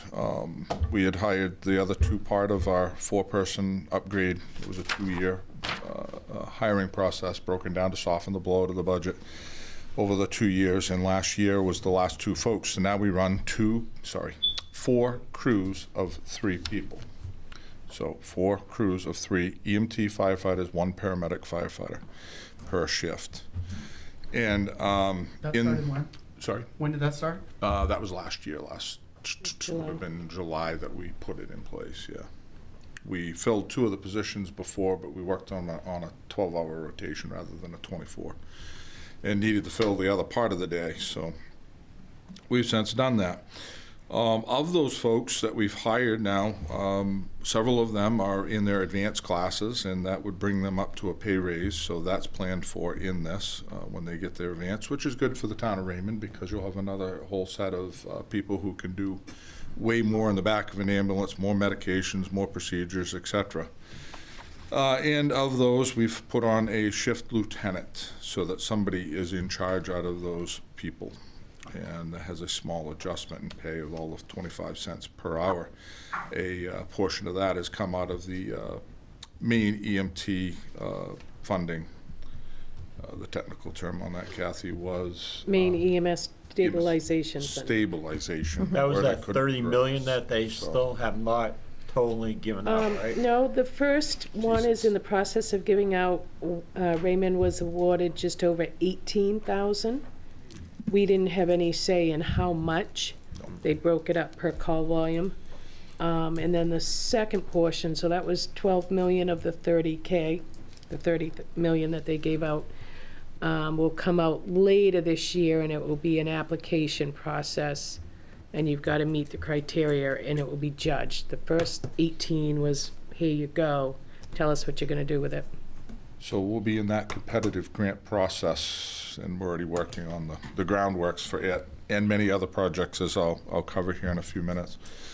That line item's adjusted up for sick coverage, for vacation coverage, because now we're at an average of about 30+ weeks of vacation in that group, just the people on the floor per year to be covered. And an interesting tidbit was just 2 weeks ago, we had one medic on vacations, pre-scheduled, out of country, one medic off for an operation. We had all the shifts filled. Third medic has a death in the family and he's gone out of state for bereavement leave, and fourth medic ends up in the hospital for a fairly lengthy stay. So all 4 of our full-time paramedic firefighters are gone. We got lucky. We have enough part-time help that was willing to step up and do most of it, and we covered every medic shift except one evening for 12 hours where we had to drop back to that advanced level. So we were able to provide that coverage for the town of Raymond, despite having that happen, which was an anomaly, but our overtime went through the roof, obviously. Do you have a vacation policy, like no 2 people can be off at the same time? And We do in that group, but the operation got scheduled after the person was already approved for vacation, airline tickets out of the country already purchased, and so that happened. And then the bereavement I can't control. Right. And the same with the person going in the hospital, so it was an unfortunate thing and a very serious issue. But yes, we do, yeah. Yeah, we don't want 2 paramedics off at the same time. It's hard to cover it for everybody, so the burden is huge. You know, so you get that, you get training coverage, which we have to backfill and cover people who go out for training. That costs some money. We try, obviously, to do this, and we're allowed to do it by contract to an extent with folks that are part-time, as they just discussed. The unfortunate part is that you can't always do that. They all have other jobs elsewhere. One of our part-timers works full-time for Gorham. One of them works full-time for Pace. So just as an example, they're already busy and working extra shifts in those places. So we base the salaries on our current wages, what we're paying, what we experienced last year per person. I've got a breakdown of that. I can read off without mentioning names if we want, but and then obviously the overtime concerns and backfilling those shifts so that we do have adequate crews to be able to handle incidents. That's why that line item was adjusted where it is.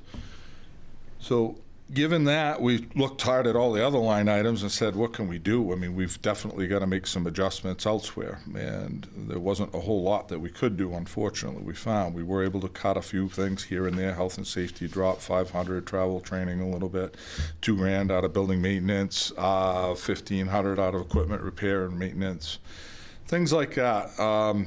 Our radios, our dispatch cost is up another 3%. That's by contract. We'll be renegotiating that contract. Renegotiating is the wrong word. Redrafting that budget and coming up with a new agreement as a member of the Board of Directors, working with the Cumberland County Regional Communications Center, and that's coming right up. So I don't anticipate any huge jumps in that, but I think it will probably be the standard 3% that they'll go with and recommend. We dropped in radio repairs, etc. And as you go down the line, you can see a couple of them. Another big one, though, is turnout gear, and we felt it was important to try to put turnout gear into capital. And there was a couple of reasons for that. But each set of turnout gear is a head-to-toe outfit. The coat and pant is fitted for the person. It meets a certain specification that has been designed, one, to help protect our people, one, from the fire.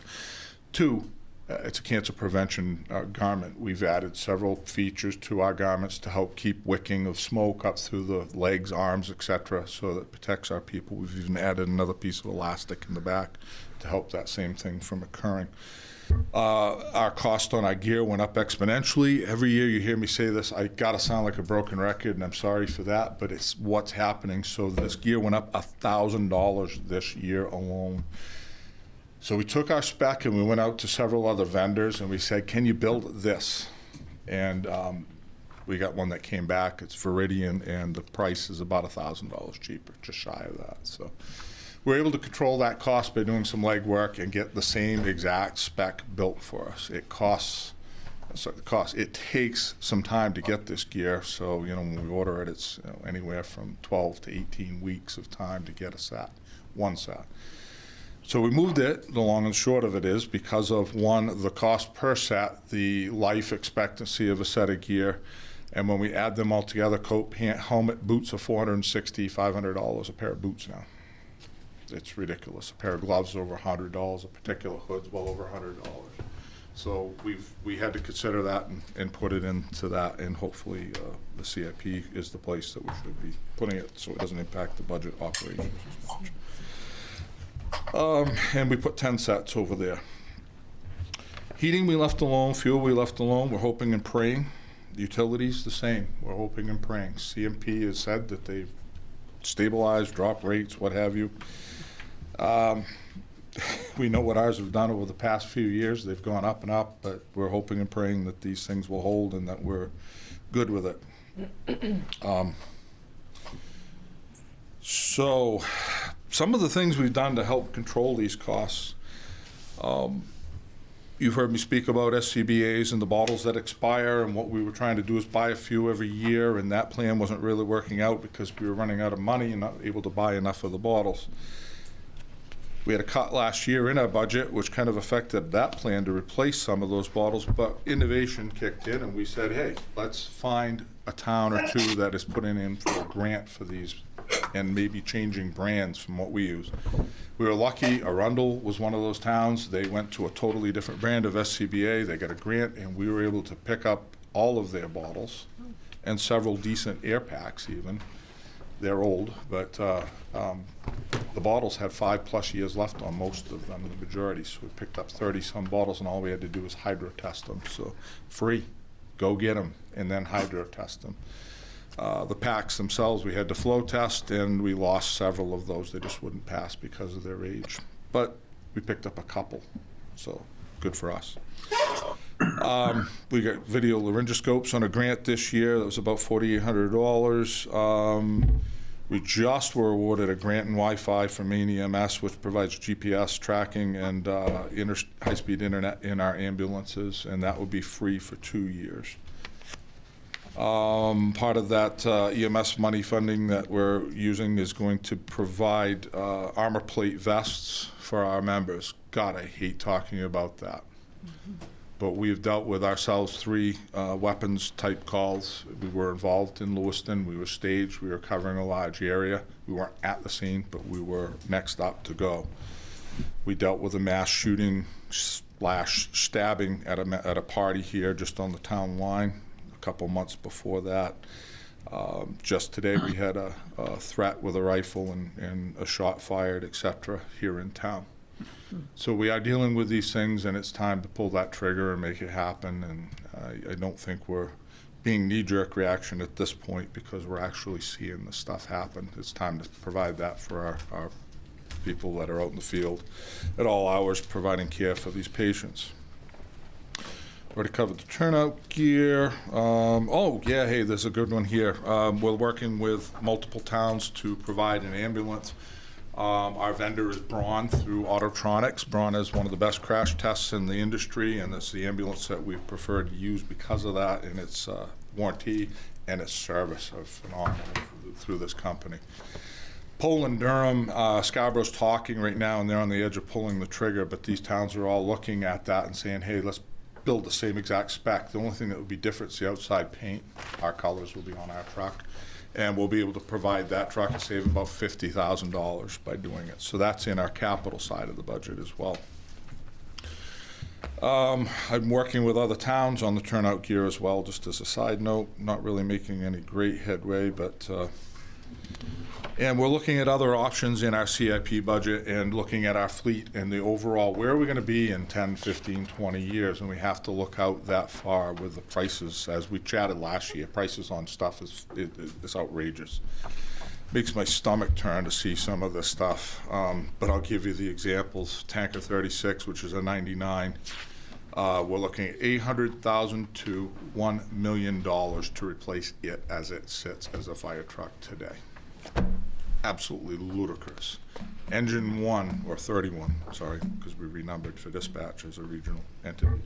31, 1.2 million as it sits. Could actually go to like 1.4 if we have to put the foam system and stuff like that, or want to put it in, I guess. So we're looking at all this and saying, God, can we combine this? You don't have the staffing to roll 6, 8 trucks anymore, but we do need the equipment that we have. We absolutely need the water. We don't have it. But do we sacrifice a tank truck and combine it into one quint and spend less money and get one truck that we can roll with the crews that we have? And be able to provide firefighting capabilities with foam and that aerial ladder, which is pretty critical. We look at a lot of our buildings, and we have some pretty high buildings in town, but we also have the reaches on these buildings that, you know, we have to reach over snowbanks, walkways, trees, bushes, and all that, and can't get a ground ladder to them. We had the fire down at Paris just a month or so ago, Paris Farmers, and they'll had to use ground ladders because our truck was out of service. Absolutely, Wyndham's was out at the same time, of course, so we didn't have an aerial device at all. Used ground ladders, slippery roof, icy night, and the ladder kicks, and one of our firefighters falls 15 feet. He was injured, not permanently, luckily, and it just shows us what could happen. And so we need to have that safety equipment for our folks so that we can operate safely and not be hurt. So overall, those are the kind of things that we are really actively looking at. We're actively working on a grant for SCBA's. I don't think this year will be our year, but I think if we practice with it this year, submit it, we'll get feedback, and next year will be our year. We're working on a radio, part of our multi-phase process with the radio system, and replacing portable radios and mobile radios with P25 quad band compliance, so that as we do deal with all these major shooting, gathering, weather type incidents that keep happening now, we can actually communicate with all the different entities that are involved. We're on VHF, they're on UHF. You know, it doesn't necessarily work, and then they're on digital and we're not. The quad band radio helps us take care of that. They are not cheap, which is why we're doing a grant process rather than a budget process. They're also a little bit more power, which helps us in the interim try to get past our radio issues here in town, which we know we have dead spots everywhere still. As we keep changing to narrowband or fine-tuning radios so that they don't bleed over into other channels, it makes those problems worse. Part of what we're chatting about with the dark loop, and Kevin will enlighten us some on that, I'm sure, is a phase 3, which would actually tie our radio towers and infrastructure together and add a little bit more to it, and would take care of those areas. But with the fiber, we can actually achieve that now. Radio links don't work so hot. They cover some of it, but not all of it. The analogy our radio engineers use is you'll spend $1 million to put a system in, and you'll spend $3 million to fill the dead spots. And that's pretty much an accurate analogy. So as we turn to our capital plan here, and you'll see that we put a placeholder in for SCBA. It's just there as a, hey, we really do need to replace these. There's another NFPA standard that's kicking in this year. There's a couple other safety standards that have occurred already that would provide a much safer air pack for use for our firefighters. They trip on low air now way sooner than they used to. It used to be at like 3/4 of a tank before they trip and let you know you got to get out. Now it's 2/3, and you're out. Different things like that that improve our safety, and they're a little bit more lightweight, and they've engineered them to be more ergonomically correct, so you can actually have a spine when you come out of the building, not be crooked and need a chiropractor. I plugged some figures in, obviously, for the apparatus. You can see that as you scan down through. I'm not just going into everything unless you really want me to. But, and the ambulance was put in for this year, so there's an increase in that. Our regular $75,000 for ambulance replacement, and then the balance to make the $450, which looks like that's what will be for this ambulance, about $450 on a $500 plus minus $1,000 truck, which is. Yeah, see your face. That's what I said when that happened. It's like, oh, really? Anyway, so gear, yep, safety concerns there, blah, blah. Yep, I think that's all covered there. And I guess questions, concerns, and Chief, what line was the armor under? it isn't. It's going to be out of a grant. It's the state monies that are going to be available to us. That was in there. So it's not showing in the budget. That's an extra above and beyond. Same as those other grant items that I mentioned. We'll just go, that would be an additional that we were able to fund above and beyond the budget, if you will, I guess. So. Okay. And just kind of curious, who is that armor going to be worn by? I mean, not a firefighter, I wouldn't imagine. Yeah, right? pretty much not your firefighters, but almost all of our firefighters are EMS as well. So it's going to be, in the end, it will be most of your firefighters, but it's predominantly designed for your EMS or emergency medical services, emergency responders there that will encounter or could encounter bullet fire. It's front plate, rear plate, ceramic, and they're plate carriers, so the plate slides down in and zips in. It's not your traditional Kevlar type lighter weight. It's a heavier weight. We're not going to be wearing it at a bicycle accident on 302 unless there's a bicycle accident with gunfire. And then we'll be wearing it. Other than that, no, it has the back plate, front plate. We're not going to do the side plates as of yet.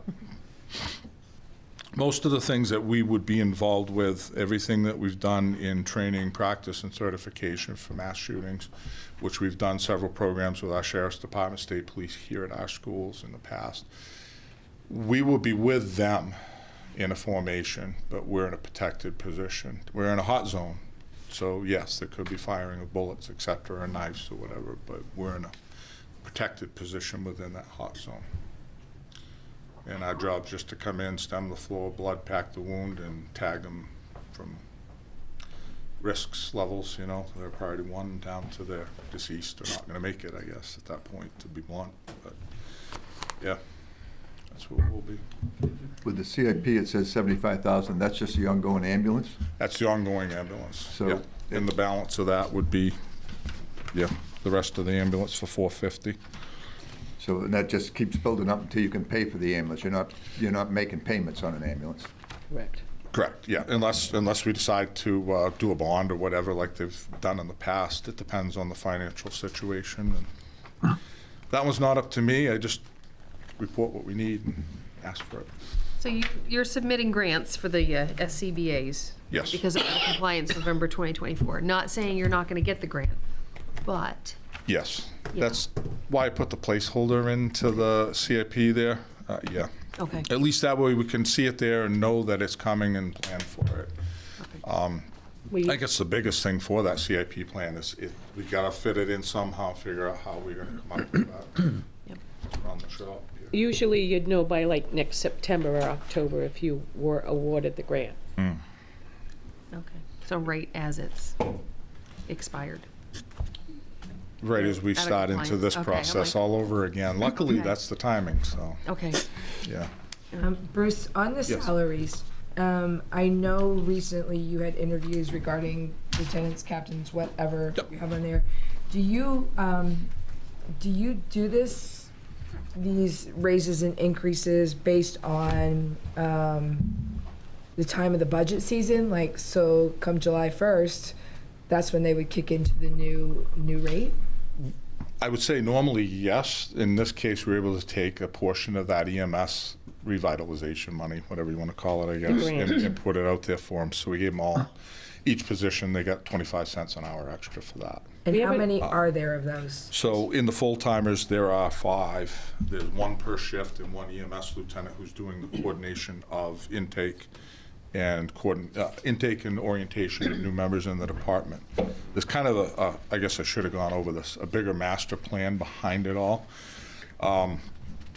So we've got that piece. So one is a shift lieutenant on each shift, and then there's the EMS lieutenant. So they're also in charge of supply ordering and stuff like that. So that's kind of their function.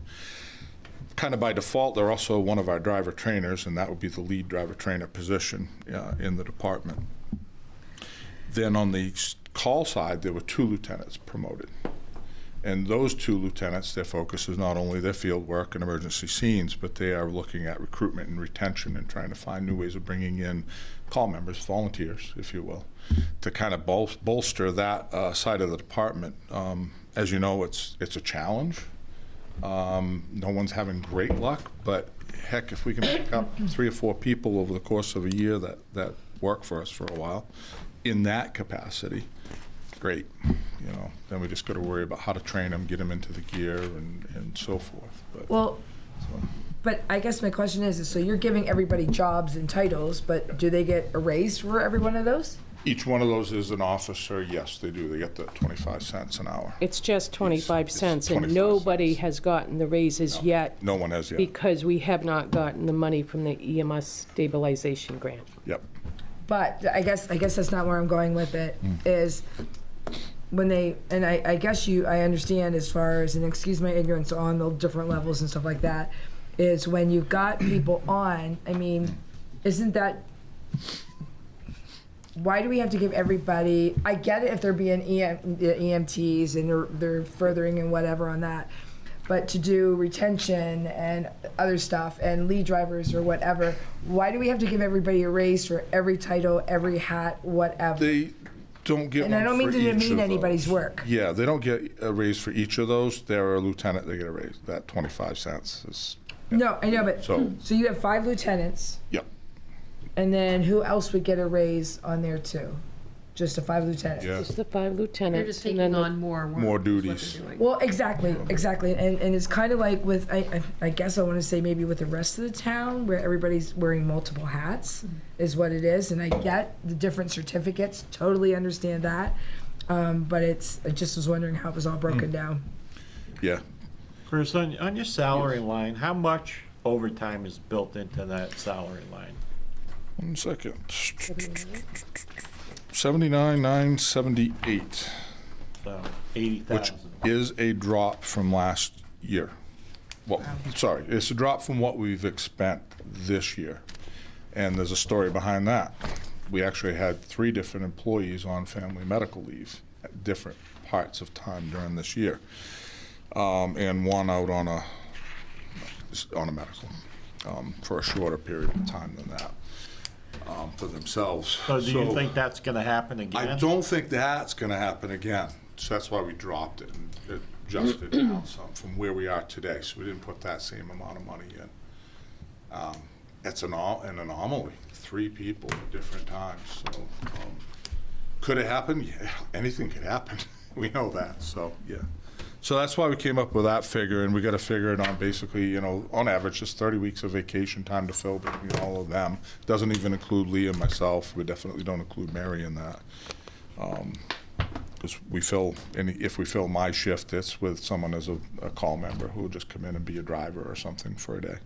So we have that extra set of hands. So that's for those folks, basically.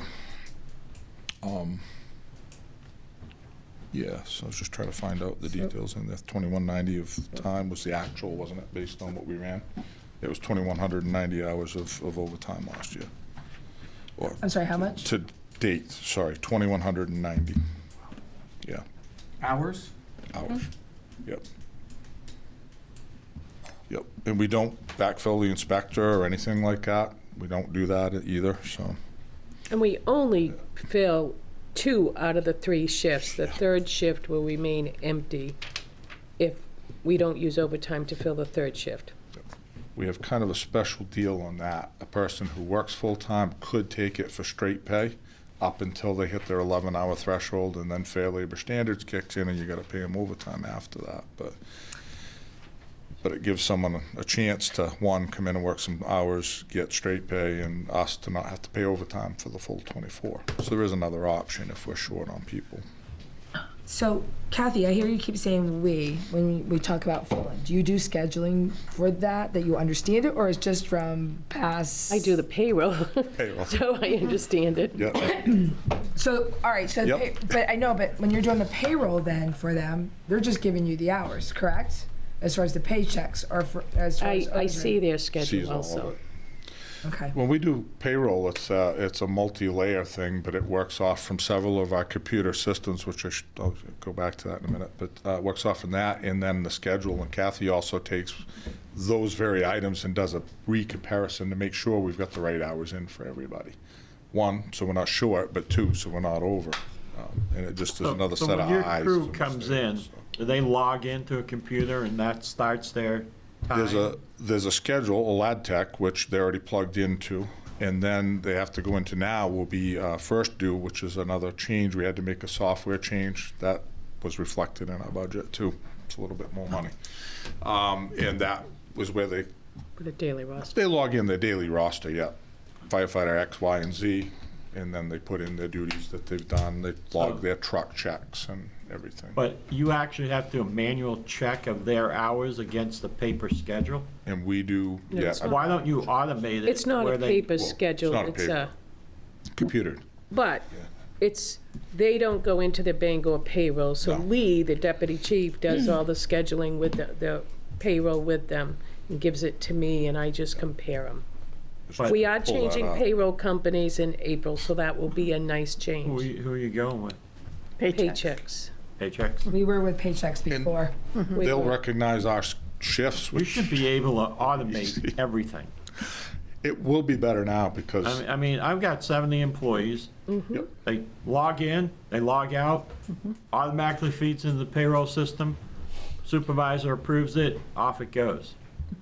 It's a 1-hour process at most. But with the call company, it's hard to do because they're from home. They could And- log in their on-call shifts, but not their actual call volume because it's hard, when the tone goes off and you're leaving your house, you're not thinking about what time is it, I need to log in. And then when I get back, what time is it? So that's done by dispatch and we put that in for them. and we Other than that, it's all automatic like that, Joe. and we go in and we'll fix any overtime. Like they get a call at 7:30 when off shift is 8, and it took them 2.5 hours to go to main med and back. So we'll have to modify that and such. The old system didn't like to recognize 24-hour shifts either and things like that. It just wasn't a user-friendly for us and what we do type of a system. But Paychecks seems to recognize those very issues, and it will be easier for us now to automate it versus before. So, yeah.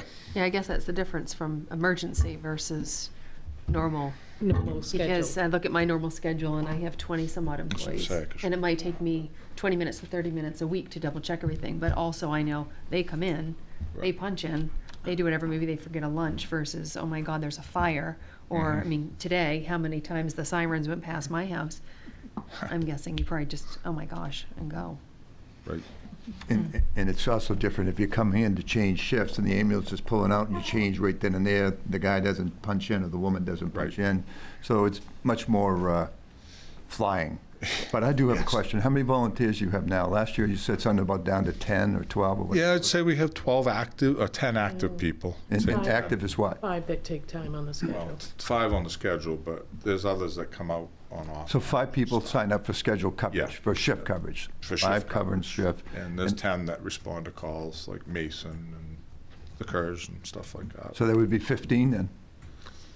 5 really that are Okay. doing. Well, why I'm asking. 90% of it is 5 people. I know that when we lose volunteers, we also have to change, when someone comes in, the turnout gear. So I'm Yeah. headed to the turnout gear. Yep. You found a turnout gear company that can do the specs you want. Yes. So if we have a volunteer that lasts 3 years, Yep.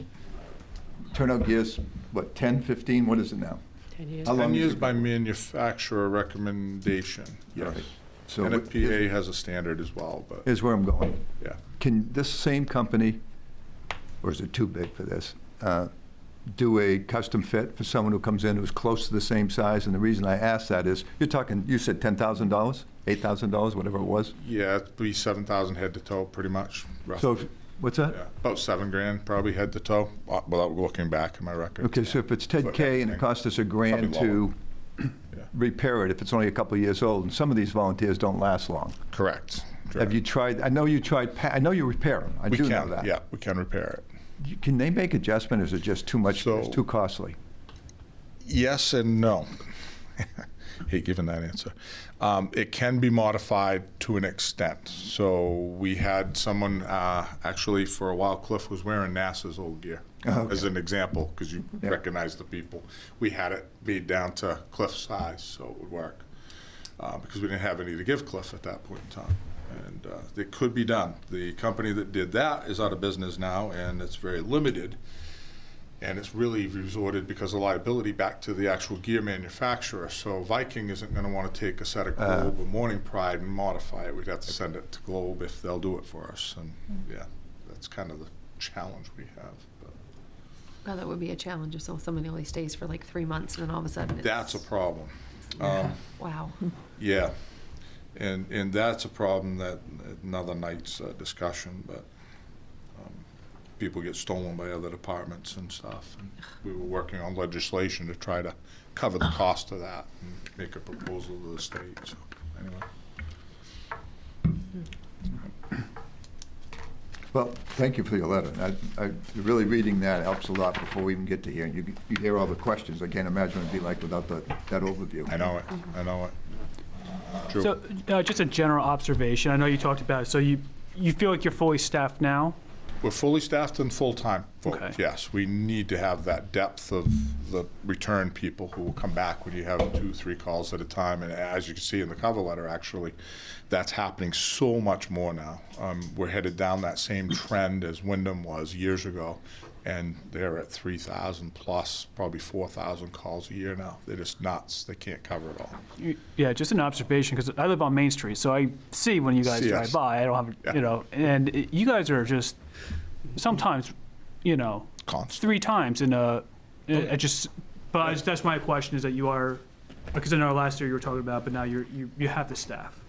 Yeah, we have the full-time staff covered. Like I said, it's just getting that call staff, if you will, the volunteer, to come back and be active in our department. And that's a big challenge, and it's bigger than this night can hear and understand, I guess.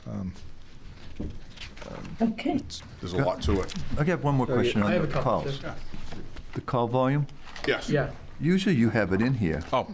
1,000, yeah. We're bounced from 990. You're up to 1,000 calls a year? 10, 15, 20, yeah, somewhere in there. Wow. Yeah, and the percentage, I don't know if I did the percentages of those that are doubles and triplicates and stuff like that, but at one point we were balancing 5 calls all exactly at the same time. Here you go, have them. That's tough, because we couldn't get mutual aid. Do you have that? Is there a breakdown of that? What calls and what are fire, SG, all that to review? And I send out every month. You guys should get a copy of that too, but it sends the monthly breakdown of, it just gives you a long list, but I can get that. Yeah. Like a yearly one. Yeah, we can do that. And I caution when I do that, because it's hard to put perspective on. Yeah. They only had 2 calls that day. Well, one of those took us 6 hours. It's the perspective you don't get when you look at it. So that's the only big caution I put out there with that. I can tell you 70% are EMS. Yep. I wonder how many go to Casco that you're first responder on. It used to be really bad 10 years ago. They'll do more mutual aid to everybody than we receive. I was in Gray 3 times this month actually, for structural fires. On either an all-hands or a second alarm assignment. I did one of their investigations for them, the cause and determination. So. I was thinking about first in. We used to be first in a lot. And we are, depending on where it is. I'd like, if it's possible, same thing Derek asked. I know it's for personal interest and everything, but it really helps me to see the budget when it comes to expenses. If you're going to Casco 50 times and they're coming here 3, and we're talking about animal control, I mean, at some stage, that was my pet peeve was how much we gave to people that didn't come back. Correct. And so if there's some way of doing last year's runs to where and what we receive, I would love to have that while we do a workshop. Yeah. The advantage we have now versus then is everybody is staffed at a certain level. Yeah, each department around us has at least 2 people on. Oh, that's great. At least. So some have 3 and 4 and 12. But they're all busy. That's the issue we have, so. I have a couple on travel and training, business, building maintenance, and uniforms and clothing from 2023 actual to the 2025. Most of those have doubled, some have tripled. Yep. I see they haven't gone up much from 2024, but there was a big jump from 23 to 24, and then there was either a small jump or a small decline for that one. Is there? Probably should have explained that one a little bit better, so the uniforms did go up. So now we've got the 14 full-time staff that we're trying to outfit. We pay for footwear for them, stuff like that. If you look at me, I'm wearing a shirt that's almost 10 years old now still, but So in others 23 go through them quicker than I do. In 23, you had how many people? So in 2023, We would have had 8. 8 full-timers. Yeah. Okay. Yeah. So yes, so the prices have got to go up in order to be able to buy them a winter coat or a pair of boots or whatever for uniform. Yeah. Stuff like that. So we have the professional, if you will. But they were hired in, we're not hiring anybody else? We hired 2 in 23 and 2 in Okay. 24. So that one shouldn't, I get that jump from 8 to 12, but now we're staying put? Yep. Is that Right one, now, but the trying- dollar amount staying put Yep. from the hired year where you were hiring 4 more people? Yeah, well, we hired them and we still got to buy ongoing. You get boots every year, shoes, footwear and stuff. Takes more than 1 year, you're saying, to? Yeah, so we have a certain outline, so I guess let me break it down. So everybody who comes in within their first week, they'll get a polo shirt, a t-shirt, a pair of work pants, and some kind of footwear. If it's in the winter, they'll get a windbreaker type, fall, they'll get a windbreaker type coat, get them a sweatshirt as soon as we can because it's starting to get cold, and then we got to get them a parka that you can wear that's reflective and insulated for outside, directing traffic, things like that. We get them those. And beanie hat, because you're getting up at 2 a.m. and running out the door and playing with people in the street that are laying there or whatever, and you know. So they don't bring, they don't have any, they don't need to bring their own, nothing of themselves. Everything's already there. Uniform service, yeah. Uniform service. Okay. And so that, how long does it take to outfit that person? They should be, so that number should stay at 12? It's eventually go ongoing back? because they wear it out. Because we, unfortunately, we lost a lot of clothing due to bleaching and too much bleaching in COVID and stuff like that, but still ongoing.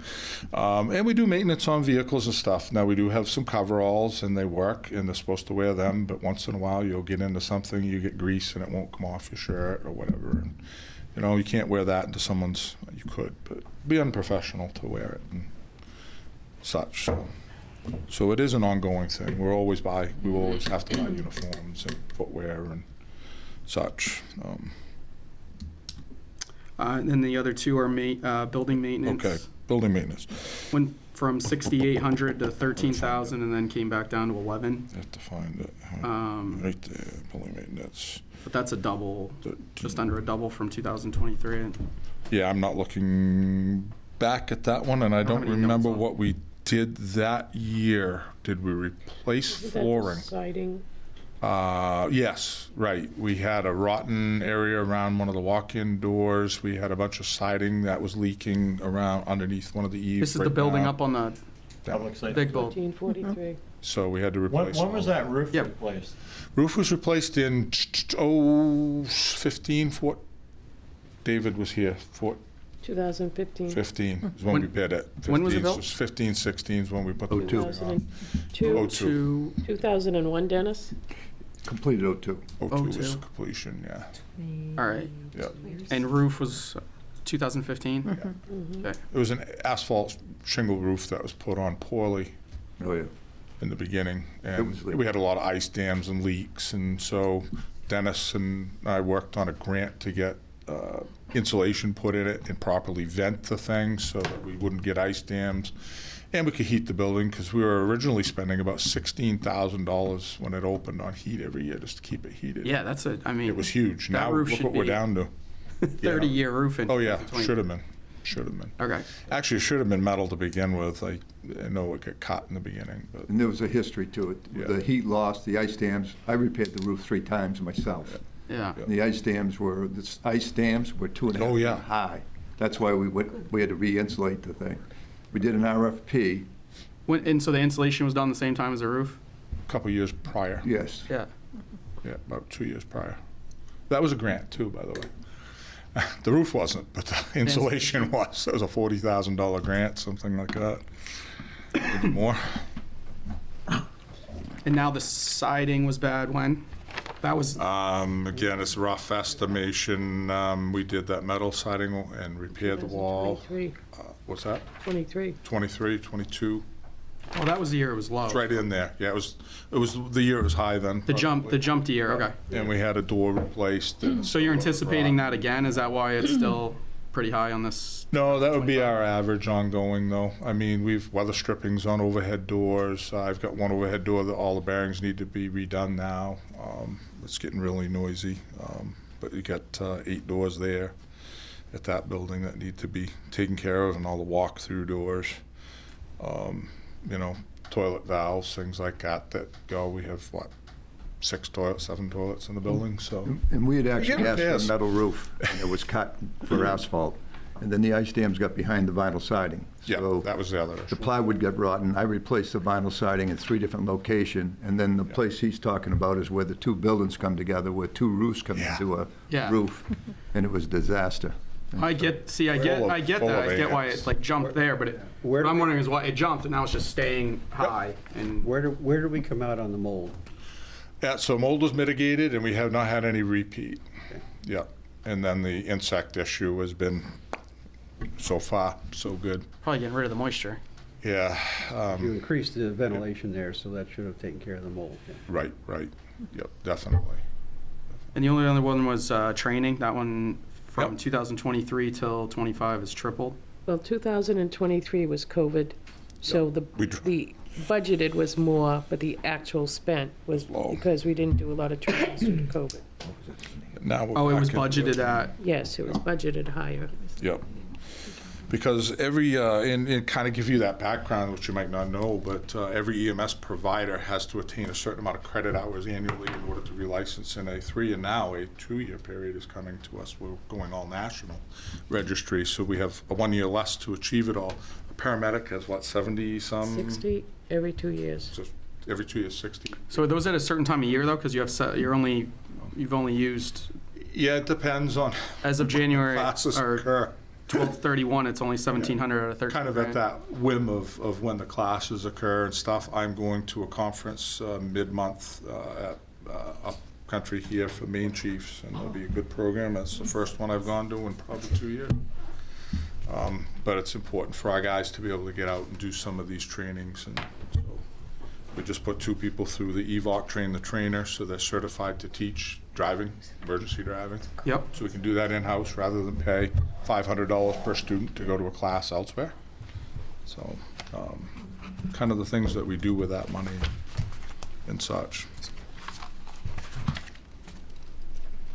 The decision to move the 17,000 rescue billing from this budget to somebody else's budget, why? Because it was kind of like a penalty to us where we're generating income. Yeah. And it went into our budget and became a part of our budget, which was something we didn't get to use, nor did we, and it counted against us. From one standpoint, because this comes back into general fund, which funds the department. So it's keeping. In that respect. It's keep, so I mean, essentially what it's done is, So. To me, it's an accounting gimmick. It says, oh gee, we only raised the budget by 4%, but you actually raised the budget by 5.6%. Yep. And the But the flip year it side, happened? you took administration, who was at 1.3, and you made them almost 3%. So you've dumped it onto somebody else, where it also makes it hard in evaluating year to year to year when you're doing shiftings of items out of budgets from one place to another place to another place. The background on is until that year, it was never in our budget.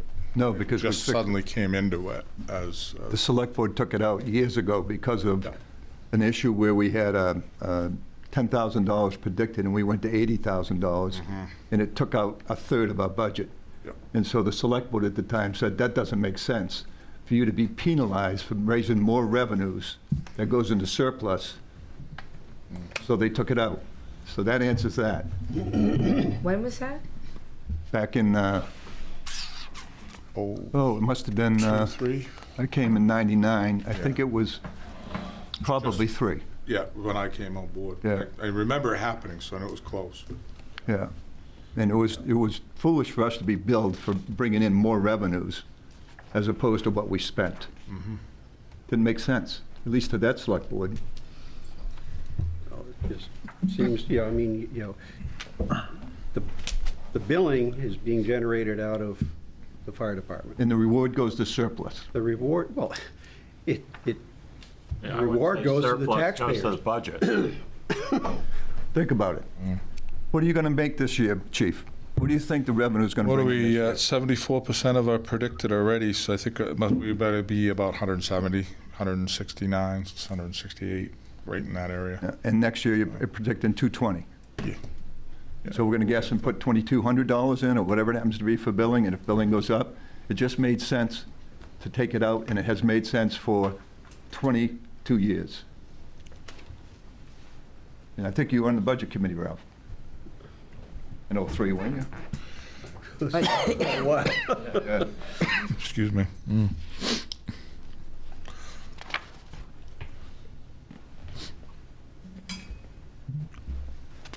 One other thing is in the equipment repair maintenance that will cover hose testing, which is required annually, and it's $5,000, and that's exactly what we cut it down to, is $5,000. It's going to be a detriment to us too. So. Chair Peter Lever has a question. Okay, Peter, go ahead.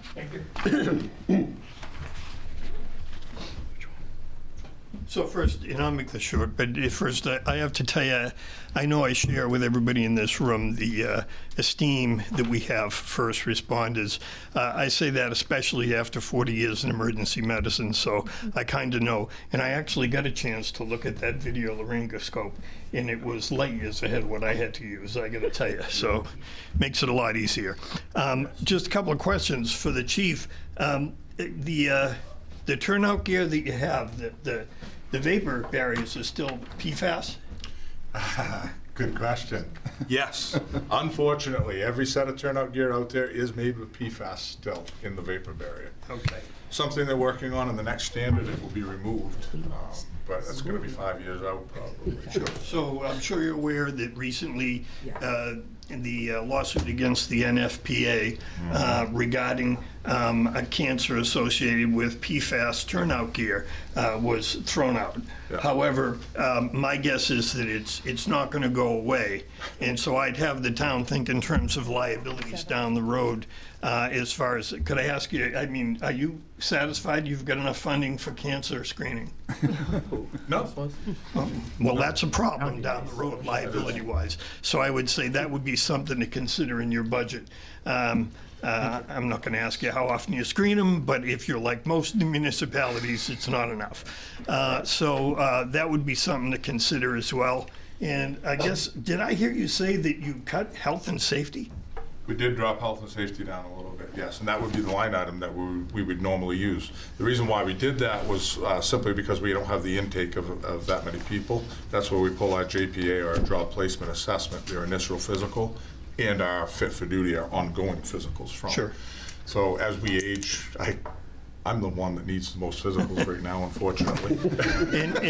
And what we had in this last year was, and the fall of the previous year was, I believe we interviewed every department head in town, the Comprehensive Plan Committee. There was one very consistent response we got to the question, what do you see as the number one concern going forward, let's say for the next 5 or 10 years? And every one of them said, Age. staffing. Yeah, staffing. So that there are just not going to be people to replace what we have now. And so I just say, it's really hard to appreciate sometimes accounting for people's time and worrying about whether they're getting an extra hour or two of pay, when the way it was described to me a long time ago about my career is that it was 95% boredom and 5% terror. And I got to tell you, over the years, that takes its toll. So keeping people in the profession is not easy to do. So, thanks. That analogy's awesome and fits us exactly, so, yeah. Yep. Karen, Yes. I'm going to be leaving a little after 7. I have to catch a flight out of Phoenix. I will watch the rest of the show after I leave tomorrow before tomorrow night's meeting, and I'll zoom in from Massachusetts. Okay, Frank, sounds good. Thank you. Thank you. Wrap this up. Okay, are we all set, Bruce? Everybody okay? Yes. All right, we ready to move on to the next item? Okay, so technology? Okay, let me see if I can share my screen here. Oh, Sue, you gotta let me have control. Let's. No problem.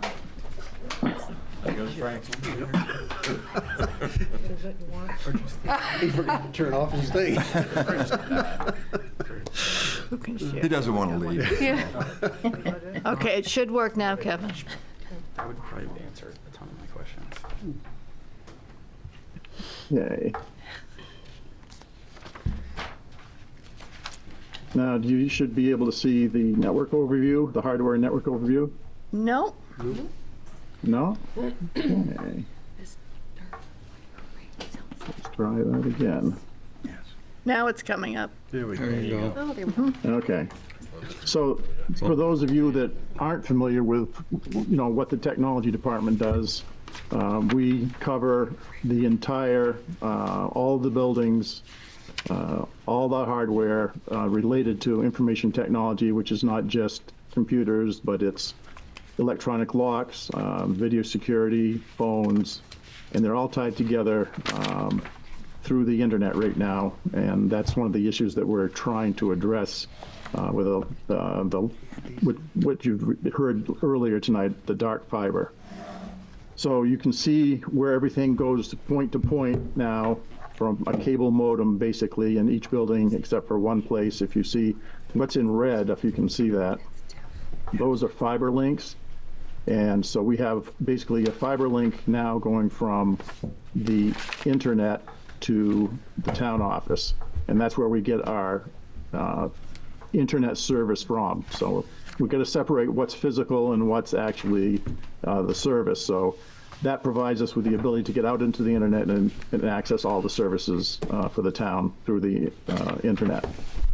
You can see there's another Spectrum link here, fiber, which is we're leasing that hard link between the public safety building and the town office so that we can do our disaster recovery backups between those two buildings. We have basically a server located here and a server located here.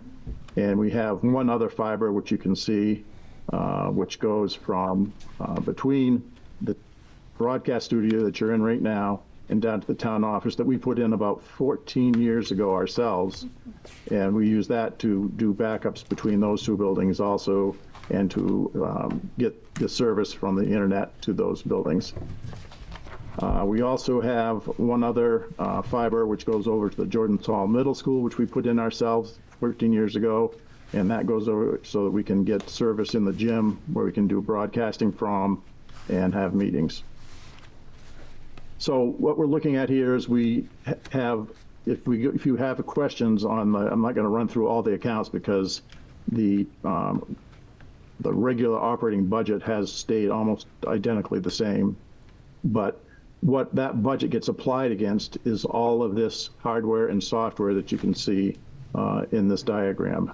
If you look down, and I don't know, can you read, I don't know how big the screen is there, but can you read the device totals? No. No. No, okay, so let's see if I can. Yeah, as a test. How good is your eyesight? Derek said he had really good eyesight. Yeah, Maybe no, maybe he can read it for us. Hey, Derek, turn around, it's on. Yeah. Oh, that was it. Sarah H. Much better. Well, yeah, I guess, so the point is, we, in Raymond's standpoint, which most places in the larger industries do, is we tried to bring all of the technology together so that you can see it under one department. A lot of places still do, they have their own computers and they have their own switches and things like that, and that ties, each, like the fire station in one town might have their own stuff. In another town, they may be combined, but we tried to combine all of technology into one thing so the town could see what technology it takes to run everything and also see what the costs are associated in one place. So if you have any questions on that, shoot those out now. And like I said, if you look at the technology service accounts, they have not changed any. The one that we're still don't know exactly what it's going to be is the networking area. And if you see the infrastructure services account, you see, I think Sharice put a bunch of comments in there because we don't know where those costs are going to come from, because we can allocate some of those to the TIF, and maybe some of that can go to a CIP, and maybe some can go to a bond or something. We're not sure where all these costs are going to come from. And I'd like to get, if you look again, let's go back to the network here. We see all these point-to-point links. They're very slow. They're unreliable. And what we're trying to do is solve that with basically a multi-year lease of fiber for the municipal buildings. And that will connect all of the municipal buildings and give us, and I'll let Andrew Davis go over that, and he should be at the, I can't see now as I'm looking at this, but I did have a quick question, because you mentioned something, if now is the time. If we were to move buildings, so say, for example, if Town Hall is going to move, and if we're going to get the new Public Works building, is it easy to move all this stuff? I mean, I would think it would be some cost.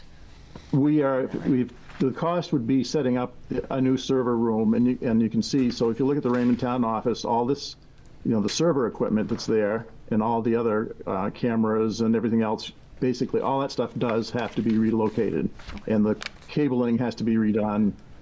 So you're basically setting up a new building for one of our main, if you can see all the services that are available there.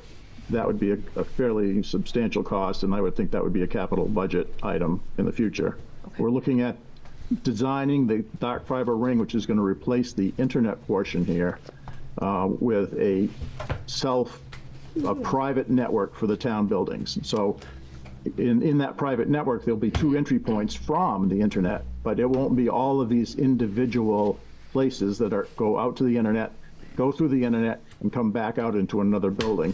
So we'll be limiting a lot of cable modems, and I'll let Andrew take a look at that. And let me bring up see if I can see here, another slide, and we'll get Andrew. Andrew, are you at the podium? Because I can't tell looking at this. Yes, Kevin, I'm available. Okay, so here's Andrew's introductory slide. I'm gonna be the slide person for him, and he's gonna talk about the dark fiber ring. And you have all of Andrew's slides in the packets that were handed out tonight, except the first one, because I could put 2 slides on a page, and I didn't want to spend that much for ink. Good evening. I'm Andrew Davis from Sebago Fiber. Thank you for the opportunity to share this proposal that we prepared for Kevin with you. We've spoken with the Board of Selectmen before on the overall GPCOG collab broadband fiber to the home efforts that we've been doing with outreach with your town and the other 5 towns on the lake. Part of that is we put together a municipal fiber proposal that specifically connects your buildings. We heard the term dark ring. My marketing director would say, don't use that term. We use the term municipal fiber. People sometimes think dark is evil. Municipal fiber simply means it's not lit. You have access to provide whatever services you want over that, rather than having to pay a commercial company to do that. So what we're proposing, based on the requirements for Raymond, is a municipal fiber ring. You can see it drawn in green. That connects all the core buildings of the town's municipal network. It's structured as what's called an IRU, or irrevocable right of use. You can think of it as a long-term lease purchase structured as 20 years with a $1 renewal for the following 20 years. It connects those buildings together. To your question about moving buildings, we've already discussing the design, the fact that the middle school will be moving, town office, we're taking that into consideration in the design, but the town owns a certain number of miles of fiber, and if you end up moving, the only cost to do that will be the actual construction cost to rerun a short drop fiber in there, but we're actually going to proactively build the design based on where we know you will be in 2 or 3 years and account for that. But it has a lot of flexibility. So you basically end up owning the long-term lease for the portion of the fiber that connects all of your buildings. You can use it however you want to deliver services. We've been helping Kevin and the fire chief look at 2 uses primarily. The IT side, connecting all of your buildings from a network, file sharing, security system and that, as well as a second portion, which is helping solve some of the radio communication problems between the towers. So on the map you're seeing, the dark green, the fiber ring goes from the fire station around the lake, DPW, the middle school, elementary school, the current town office and other fire station, back down. It goes down 302 to Tasseltop Park, comes back up past the beach. It does pass every location that is in the TIF district, or your business areas are covered in that. The breakdown in costs here for the main portions, the dark green. The second part for public safety is if the town wants to extend that out to the current radio tower that's used. We've been studying that with the chief and just got propagation studies from your consultant yesterday, looking at where the fiber can be used to help place a new voter repeater station. And there are multiple options. The current scope here is just connecting the current tower back to the current fire station, which is one of the locations. I don't know if Chief, you wanted to explain any more. The other locations I'll mention that we've talked about is the Patricia Tower and the current fire station. So some of those could result in additional adds and distances, but the Patricia Tower is 0.9 or 1 mile roughly additional. Do you want to say? So, basic synopsis of this for fire rescue or communications is that it would link all our tower sites together, providing also the option to put one at the central station, the current central station, and or Patricia Avenue. We looked at the propagation studies, and the overlap of coverage is very good if we use both of them. I'm thinking that may lead to some kind of a modification of our plans, so we're not putting a huge tower in one, and anyway, it will cover all the way down the other side of Fry Island and all the spots that we currently have problems with. Unreal, but one of them is right out in front of our station. You have to send smoke signals back to dispatch from there, pretty much. And it would also help cure the problem that we have inside our station, of all places. You can't hear your radio. So we have to run to a speaker and stand under it and hope we can hear it right, then go get on the truck that we need to take and get to the call. Part of that's LED lighting, part of it's metal roofing. It's all the things that affect radio. So these things would definitely cure it, and I was so happy to see those propagation studies that now show that end of town covered. So, and this allows it to be done much cheaper, if you will, than if we put towers and radio links everywhere. Chief. Next slide, Kevin. So part of this, looking at the IT side, is we take a look at your current IT costs. Kevin was explaining on the diagram previously the links you're currently paying for all the departments. Those links include the internet coming in, as well as Kevin mentioned that fiber link from Spectrum between 2 of your buildings. That item alone is 2 times $825. You're spending roughly $3.6 thousand a month right now on your internet costs, or for $43,000 a year. And that's for service that's primarily at most of your sites cable modems that are not reliable, that need to be rebooted, that are high latency. The fastest link you have is between the chief's building and the town office, which is a dedicated piece of fiber at 1 gig. And that's what you guys use for backups. The solution we'd provide you is dark fiber. Since you own the fiber between the buildings, you can place whatever equipment. That fiber is future-proof. You can do 1 gig to 100 gig links with it. It's really up to what you need because you have access to that fiber. In general, it'll be 10 to 100 times faster than what's available today. It'll have 1/10 the latency for those activities. And then we do sort of an OpEx analysis. One of the benefits of the town having its own municipal fiber network is you don't need to pay for internet at all the locations. So you could buy internet at one location, distribute it to your other buildings. What Kevin has requested is 2 redundant links. You could buy those links from us as a company or from another vendor. That's one of the benefits here of the way this is structured as an IRU is you have flexibility of who you want to get services from. Right, let me just jump in there. So the redundancy is not just for if you have an issue with the physical plant, but it's we've had this problem before where a vendor loses one of their, links upstream to their next stop, and so we've lost service to that. So if we go with at least two links, we're going to eliminate that issue. And as far as cutting it, we're going with, and I've said this, in other presentations, but no matter where you cut the ring, our 2 main buildings are always going to be up, and talking to each other, talking to the internet. The phones will stay up, the internet will stay up, and that's really crucial when you're doing the stuff with the fire station. We're trying to provide an almost idiot-proof methodology of making sure that the infrastructure stays in place to support all the needs that we have. So on this analysis, we then take sort of a look at what the annual savings of the town was on an OpEx basis. In the example that we did here, Kevin requested, if we provide those 2 1 gig links, or it could be another vendor, comparing that to what you're paying now, you're basically saving around $25,000 a year. Over the 20-year term of the first period of the IRU, the town will save around $495,000. Over the 40-year period, around $991,000. Those are all not adjusting for, they're just constant dollars. So that gives you an idea of what the operational savings over time would be that would offset the capital expenditure. The capital's the 667. That's for the municipal IT portion, yes. Okay. There's a summary on the last slide. That's the fiber lease piece.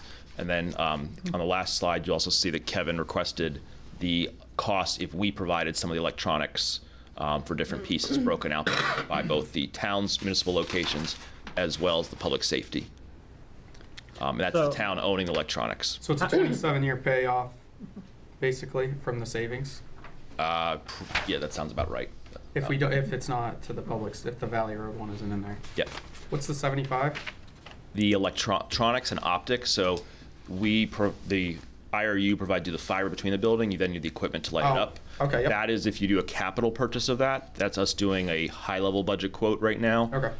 If you want to buy it through us and standardize on the same Sienna carrier class equipment that we would use to operate it. And Kevin asked for it to be a CapEx rather than paying for service, and there's significant savings from doing that. Yeah, we would, in having them do it, we would save a ton of money from the kind of, I get very small discounts because I'm such a small, consultant, but, Sebago Fiber gets a much better price on these electronics. We're getting nearly tier 1 pricing on this stuff with the projects we're doing. So, and it's standardizing the equipment to be the same. You'll notice the support per year. Kevin requested us to have the capability to augment or back up his company's ability to support it, but there's no requirement to have a contract with us. But we could, of course, be available on call and be able to provide that if needed.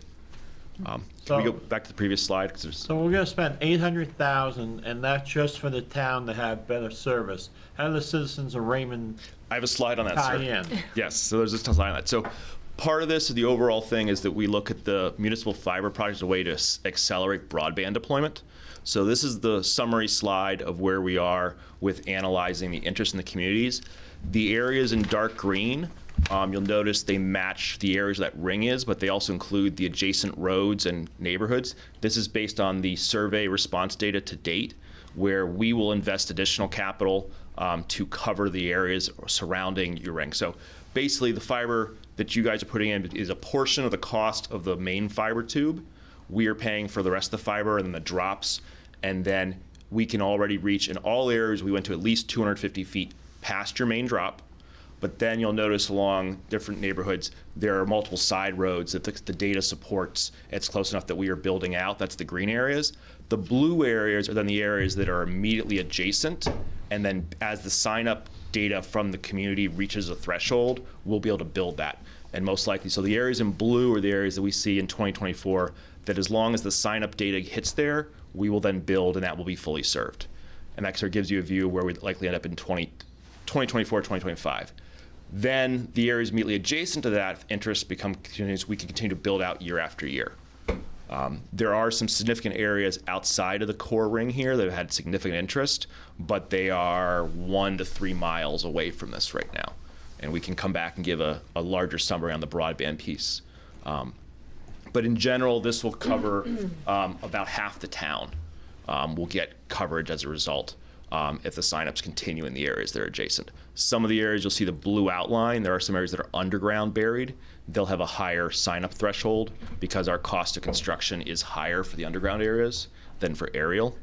But the other neighboring adjacents that are blue are direct feeds, and some of those neighborhoods, just need to reach a threshold of 20 to 30% of interest, and then we'll be able to put the capital in on our side and build them.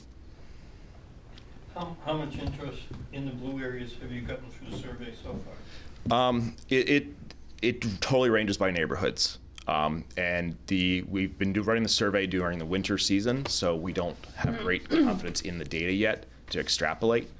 The areas in green, we have seen clusters where a single person's involvement has then notified their neighbors.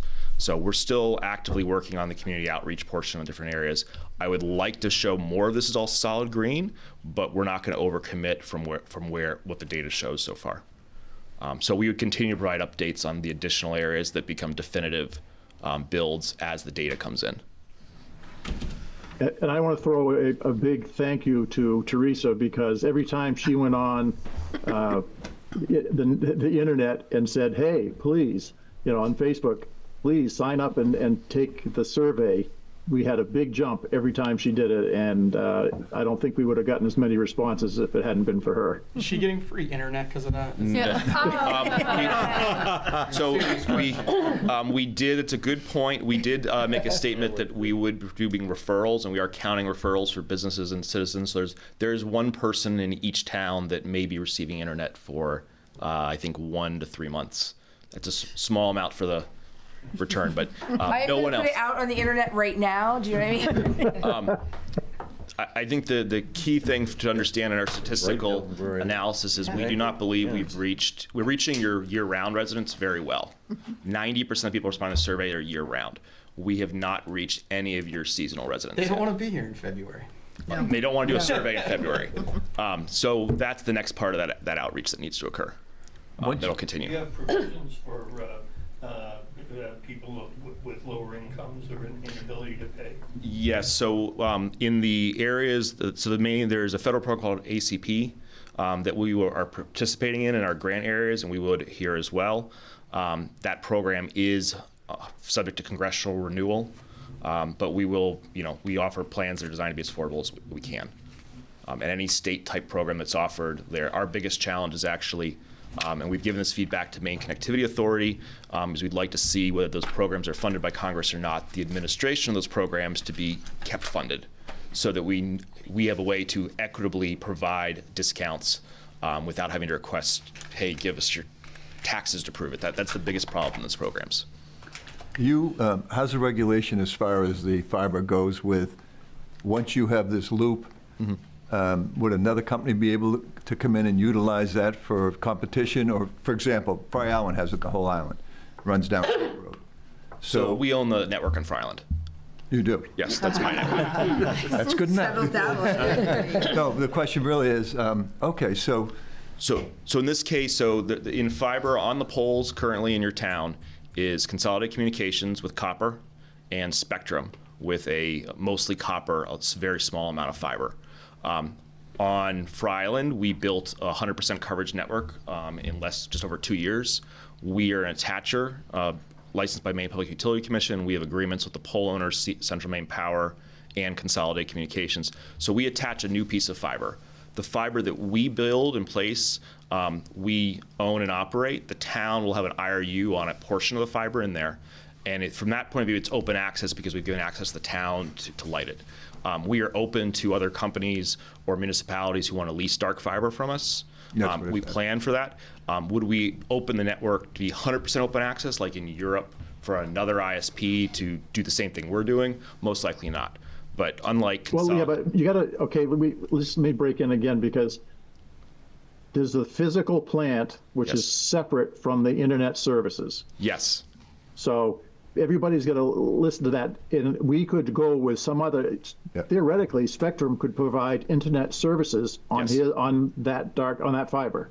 Right. You're talking about secured line. No, he's talking about the dark fiber that you own. You could receive internet services from any company you choose.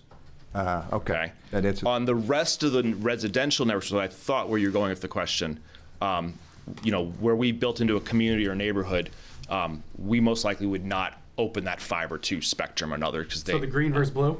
No, just saying the difference between you specifically have dark fiber between your buildings. Right. You would not own dark fiber to the residential from there homes. to the home. Right. Yeah, yeah. That's So the capital investment that we're making. And then this link here, would be, we could get any internet services for the town municipal buildings that we want. Okay. Yep.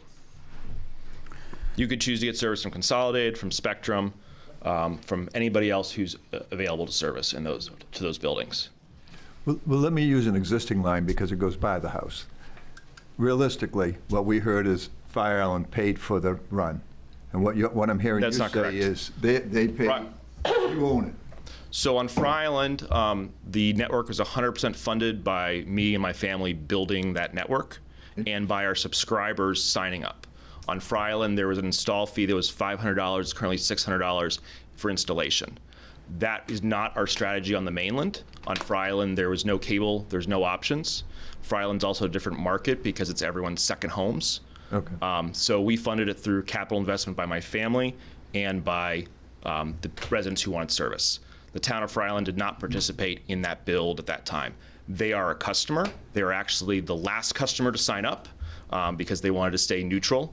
But they did sign up, and we currently provide service to 15 locations, including dark fiber loops for them for their services on the island. Okay, so let me finish. Andrew, can you also mention that the town of Sebago is doing the same dark fiber, not a loop? I can give you an update on that, yes. Yeah. So you go by Sabre Yacht, and I know with the comprehensive plan, you know where I'm going with this, that little area was actually looked at from the past being a business area of Raymond. Yep. There was a little mill and everything else there, and the Hawthorne's house there.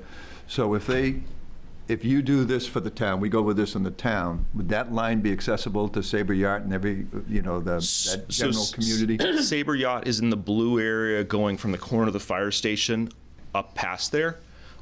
There's a good deal of business interest. There are 3 businesses along there that have signed up. That's an area we would actively look. Fry Island, we currently get service from another provider bringing the dark fiber or the fiber service to the island, and we built up the area on the island. Oh, okay. We have a long-term interest in connecting the network we build here in Raymond to Fry Island. Raymond Cape Road has a number of challenges in that its density is actually much lower. It has large stretches where there's basically all the houses at the southern end of it. We are looking to connect Fry Island back to Raymond Cape through other efforts unrelated to this funding. But those businesses would be able to tie in? Yes, if there's enough response in the blue area there, and there are multiple businesses, we've not talked to, you mentioned Sabre Yachts, they're the largest business there. We believe we can provide them much better service than they have today. But if enough signups there, yes, that's a natural extension and one that we see likely. And put this in context to Kevin's point. So this is part of a larger regional effort. You are the first town from the CoLab group that's receiving the municipal fiber proposal. Casco, Naples, and Standish are following. We are also been working with the town of Sebago, who left the CoLab project first to work directly for a grant. Yesterday, Sebago Fiber was approved by the Maine Connectivity Authority's Last Mile Infrastructure Grant Committee for a grant award of $3.2 million that will result in building the network in the town of Sebago and the adjoining unserved areas in North Baldwin, a little bit in Bridgeton, a little bit in Naples, covering those unserved homes and providing universal fiber access to all those homes. Is there any more grant funding out there for Raymond? Raymond is not eligible for that type of grant funding. Of course not. Because you have existing spectrum, you're underserved, you're not unserved. About a third of the homes in the area I described have no internet service, as currently defined by the state. Okay. We will be building in that project once that award is finalized later this month, but it has been approved now. So we will be building that network. We see Raymond as the other next one that makes logical sense. What's your time frame? So we're on the assumption if the town moves us forward in your budget cycle and funds are approved July 1st, we've already started looking at engineering in the town, but we'd move forward. It'd be a 2024 to 2025 build, currently over 12 months. And I'll apologize on the large range of that. We are still waiting to deal with Maine Connectivity Authority finalizing the Sebago Award and that date, which puts some variability in our schedule at the moment. Kevin, what's your proposal to pay for this? That's up to you guys. You're the finance people. And No, that's why I'm looking at TIF. Yeah. For Yeah, one, I mean, one piece of you could this. get some out of TIF, right? You could, do it straight up and increase the capital budget for next year, or I would think a bond would be appropriate, based on what you can get that for now. And you have a number for that, or is that we're just gonna go with the number that's up? Well, the number, let's see. That was 680. 666. Well, plus Plus 138 for the fire Is department. that, Right there. Is that, That's necessary. If you're gonna do what if you're they gonna do- needed to do, Yeah, if you're gonna you gotta do run it. Yeah, you gotta, 67. do the whole thing, So before we get off extending the lines, up to the tower, if Yep. you run a line up to the tower, will that bring the same type of access to all those citizens? I'm just looking for support of the program, Can we go to the second slide, Kevin? because I didn't see it, the green. So Okay. currently, on what's here, the current adds 2.67 miles to the current tower, which will connect that tower back to the fire station and let them solve the in the building, or if they choose to put a tower at the fire station. The other option, which the chief, I think, still needs a little more time with Mark and others, is do they want to go ahead and extend this about 1 mile to the Patricia Ave Tower, because that location has a good propagation study to fill in the rest of the locations. And they could use an existing tower that was built by the town, Verizon, and now Crown. Or do they want to put a tower up at their town facility? That's still. But is the cable going to be the quality? Oh, yes. So that the neighbors can tie into it at a later date? Yeah, so every place the municipal fiber is going, we are spending the money in capacity to support the longer-term needs of the entire town. That's what I was looking. And that's the investment we are making. So we've actually done the high-level design for the whole town and the whole 5-town region. So the fiber that goes up along this ring is actually big enough to provide you the usage, the areas in the green and blue we showed, but also has enough fiber in it for them when we extend, and we edge out. And that's the model we did in Fry Island. We built the first 1.8 miles as the core, and then we edged out and we edged out. We planned it over 3 years, and we did it over just under 2 years. Thank you. What is your cost for a residential connection? So they're all published on sebagofiber.net/lake. You can take, it's in the survey. Monthly service starts at $75, which is for 100 megabits per second down, 100 up, which you're going to find is way faster than your current cable modem on the uplink side. Most of you do not need a gig. You need reliable service that's symmetrical.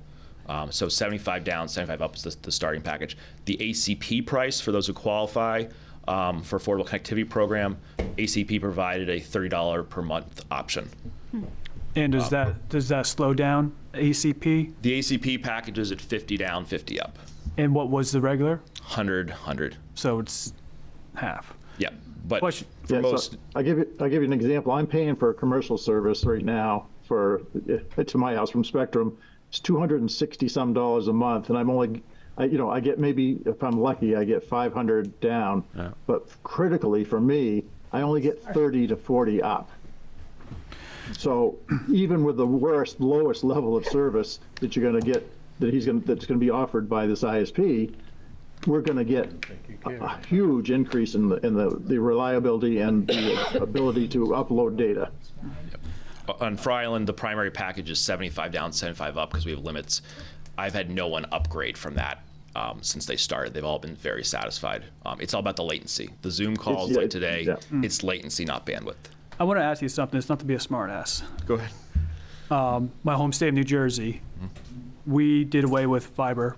There was no demand for it. It was going to be this big thing. Now that was probably about 10 years ago. I know technology has improved over then, but it was supposed to be this big thing, and we basically said no to it. Can you talk about the downsides and limitations? And then you talked about underground lines. Do you get performance drops here in Maine with an underground line versus being up top? So let me take the first part. Fiber, there are some towns, Lewiston, directly north of here is an example of it, where fiber is deployed over 10 years ago, and it was unused and still is unused. It was ahead of the need and the demand for bandwidth and latency. With COVID, that's been very clear to everyone that's changed. Early on, internet usage was primarily one way, just sort of pulling it down. And now today, with Zoom and everything else, the two-way symmetrical communications is needed. So the fiber is basically future-proof because as you just keep upgrading the electronics, you can get faster and faster technology. So you're paying for that glass, which is a very much longer lifespan. The second part of your question was underground versus up top. The difference in underground is not signal quality, it's cost of construction. On the aerial, we attach the poles. You bolt onto one pole, you run it, you bolt onto the next one. Much lower cost than if we have to excavate to bury those lines. One of the overall problems we've found in all 5 towns on the lake is your current codes of requirements for subdivision builders do not require the builder to place a common conduit for future needs. So in a given subdivision, such as Kevin, you go the 2 slides ahead, there's a number of small ones. You see the blue outline. The trend is for these new subdivisions, these neighborhoods, to have underground utilities. People think they look nicer because you don't have to see them. And if the developer takes shortcuts, they will just bury the cable TV and power lines directly in the ground and not put conduit in, and not put a conduit for the future. So if that's a neighborhood where there's no conduit and we have to come in and run new fiber, then we have to do digging, excavation. You can use a bolt, we can shoot it, we can plow it, and there's many techniques. But the fact that you're doing it after those people's driveways are in and after their grass is done, and having to do that construction creates a higher cost. You direct bury that, or do you conduit that? We would pull in what's basically a conduit. It's a HDPE, this orange tubing you've probably seen. Yeah, okay. We pull that into the ground with various techniques so that we are future-proof, so that we could then, if our fiber becomes damaged, we can pull it out and snake a new one in to do that. But that excavation work to do that, to put that conduit in place, is the cost. Some builders are great, and they put a common conduit in that's 2 inches or 4 inches, and then Spectrum and Consolidated both shared that and left room for others. But often contractors don't do that. So we have to look at each underground neighborhood by neighborhood. And we will go into those areas. It's just a number, it raises the cost, so that community might have a higher install fee or an install fee period where other ones, the aerial ones don't. Or they might need to get 40% of people signed up instead of 20. And then as far as the dark ring, how much percentage is underground? That's entirely aerial. And I'd suggest we use the term municipal fiber or dark fiber. Dark ring seems pretty... And actually, I would prefer underground fiber in a conduit, because we have so many hits on poles and lost of... And that's why we want to do a ring, because you're probably not going to get one, on one side of the ring and the other side of the ring, you're probably not going to get 2 hits at the same time. But in Raymond, and I don't know if anybody's paying any attention, but at least once a month we get a pole hit and something goes down somewhere in Raymond. Yep. So if it's underground, we have the number of dig ups are, breaking through is way lower percentage than pole hits and tree falls, and so and the fiber itself is not affected depends on what you have for the shielding, but is not affected by water the way copper is. Copper is a very environmentally affected piece of equipment. So for the municipal ring here, it would be an aerial build. It's not cost effective to bury that in this area. One thing you'll notice will happen significantly is that when we go through the process of licensing the poles, we have to go through and inspect every single one of those poles, and as a result, there will be a number of pole replacements that occur. One of them, two of them I've already identified is right outside your town office, the intersection there. Go take a look at that pole, you'll see it bends like an S-sig. So we go through that process. We did that on Fry Island. We resulted in nearly 45 or 50 poles being replaced, and then we actively work with CMP as the pole owner on their maintenance schedule. So you'll see a significant upgrade in the quality of the current poles in the field as a result of the project when we work with CMP, and we pay part of that cost as poles get replaced. There's also been some recent betterments by CMP along the ring on the north side here, just north of our current location, where they've placed new poles.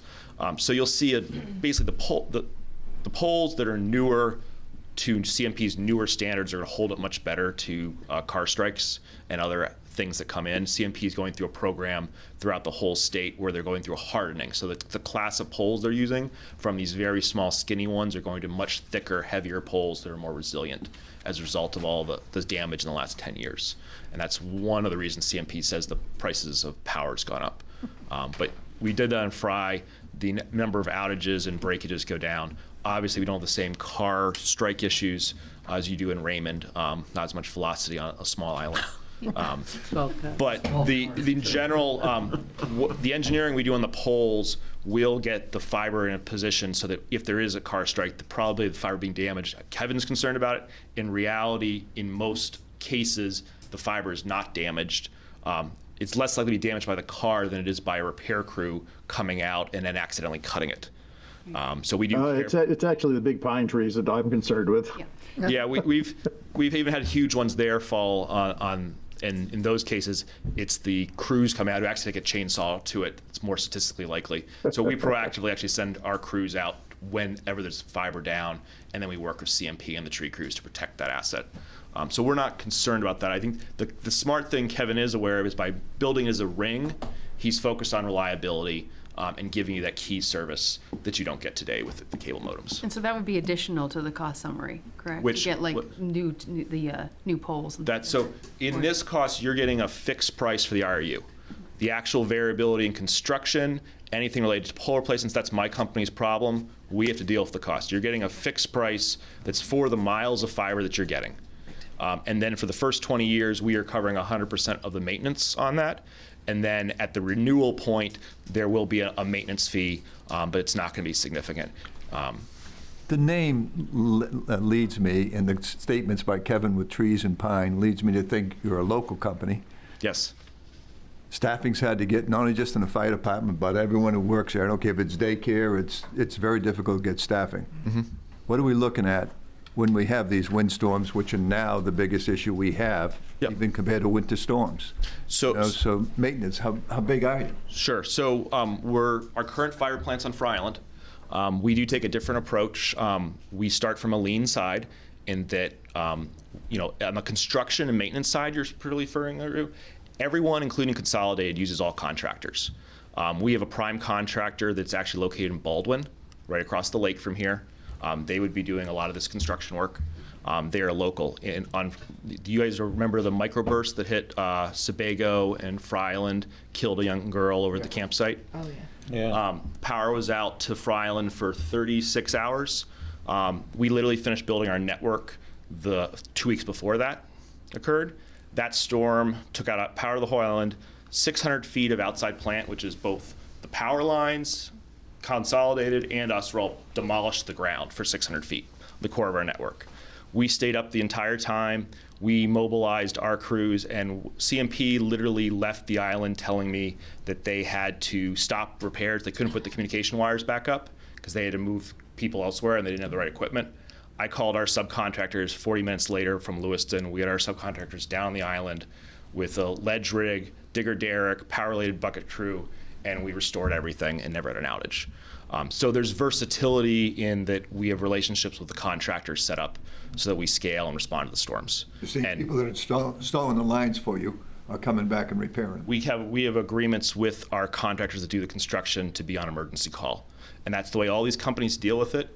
We've been very careful as we build to identify partners and contractors that are available, and we literally kept our network in Fry Island up the entire time. The town, the ferry system continued to have internet, on their generator power and our backup power, and then all of our customers, we restored them all we had 9 customers who lost drops in that microburst. They're all restored the next day. And not a single person had to call us because we actively monitor the links, and our staff literally sent them an email saying, we already know your internet's out, we'll be restoring as soon as power is back up and we're cleared to work in the area, which is what we did. So we take a very different approach to the analysis and staffing. I just want to mention too that he has on his staff a very technical person. I think you got him out of Canada. So yeah, Eric Morin's a CTO. He built F6 Networks. He's leading the lit services and that portion of the network and operations. Sounds like you got it covered. Yeah, we got a company, and we have a number of, we try to hire our technicians and staff local. Our best technician, she's from Baldwin. She comes to Fry Island every summer. She does great doing installs. She's coming back. Thankfully, she's great. And then we are hiring we'll have 2 full-time technicians on board between that project and over here. And Both staff up Ethan and I would like you to tell them to slow down when they drive down the Cape Road. Oh. Understand. Sue and Charisse. Yes. This 650, whatever it is, that's part of the operational budget, is the way you have it right now. So if you pull it out, that lowers your 10% down to 4, 5. Is that right? It's not. Oh, no, it's operational not budget in at all. Not. No. So it's not even in the budget at Correct. all? It's just thrown out there and Yeah, say, this go. is a discussion. So you're Right. at 10%, and if you do this, you're at 20. Yes. Or something, yes. I think the other thing I'll mention, maybe Kevin wants to say, is there's a portion of your current spectrum spend that I believe is out of your TIF. Yes. So you have to figure out what you're doing there as well. Yeah. And that's tassel top. Okay. All right. Thank you. Thank you for your time. And this happened to coincide with budget season, and to go forward, we need approvals. So, and if you don't want us to go forward, then, yeah, that's. There's no way of funding this part of the operational budget. No. There's only one way to fund it, and that's with a bond. It would either be with TIF or bond, yes. And you said you have that message out to find out about. Yes, so I have asked the attorneys to get me more information in time for the workshop on the 12th. Okay. Yeah, and will you have that information tomorrow night or down the road? I've asked for it before the 12th. Okay.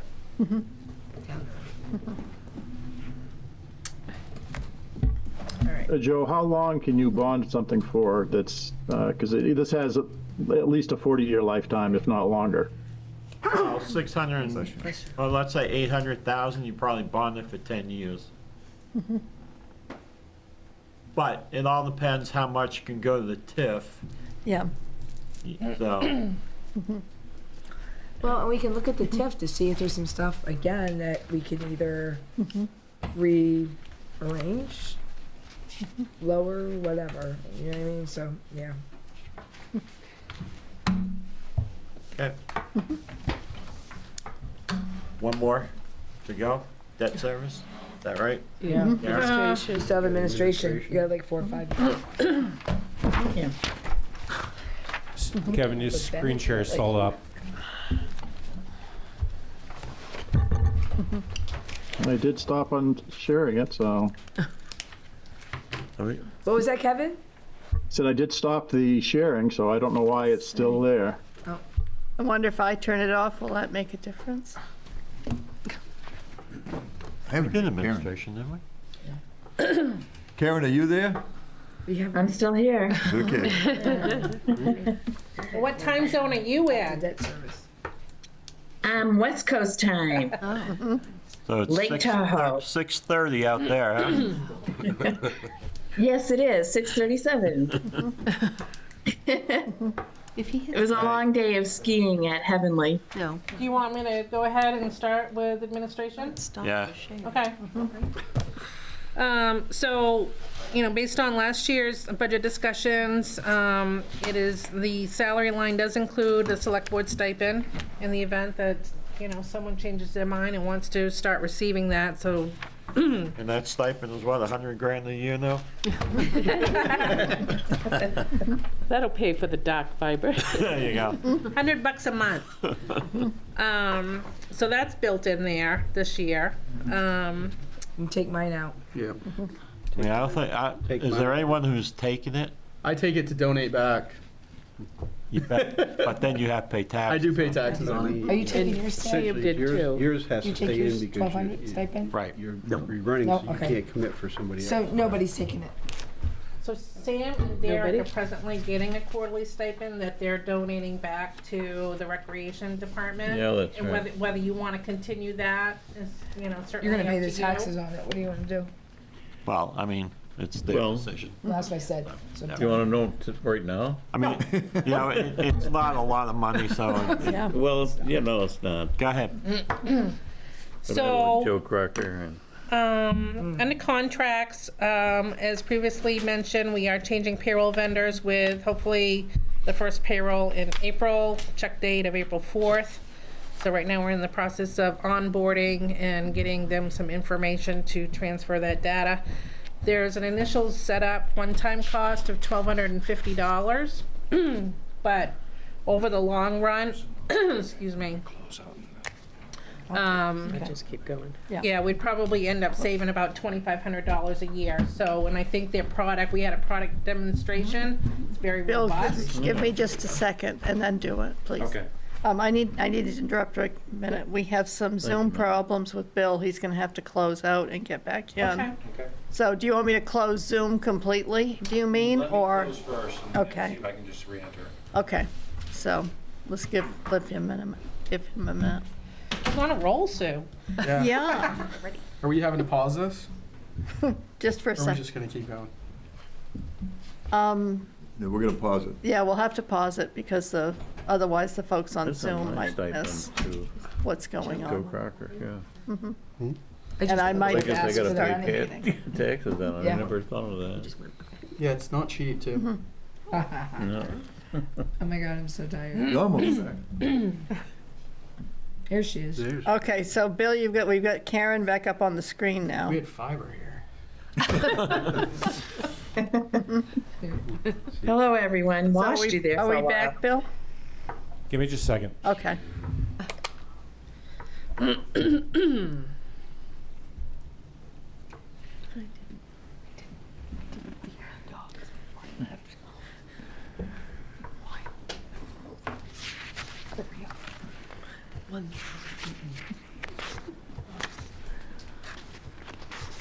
Okay, we should be all set. Yay, thank you.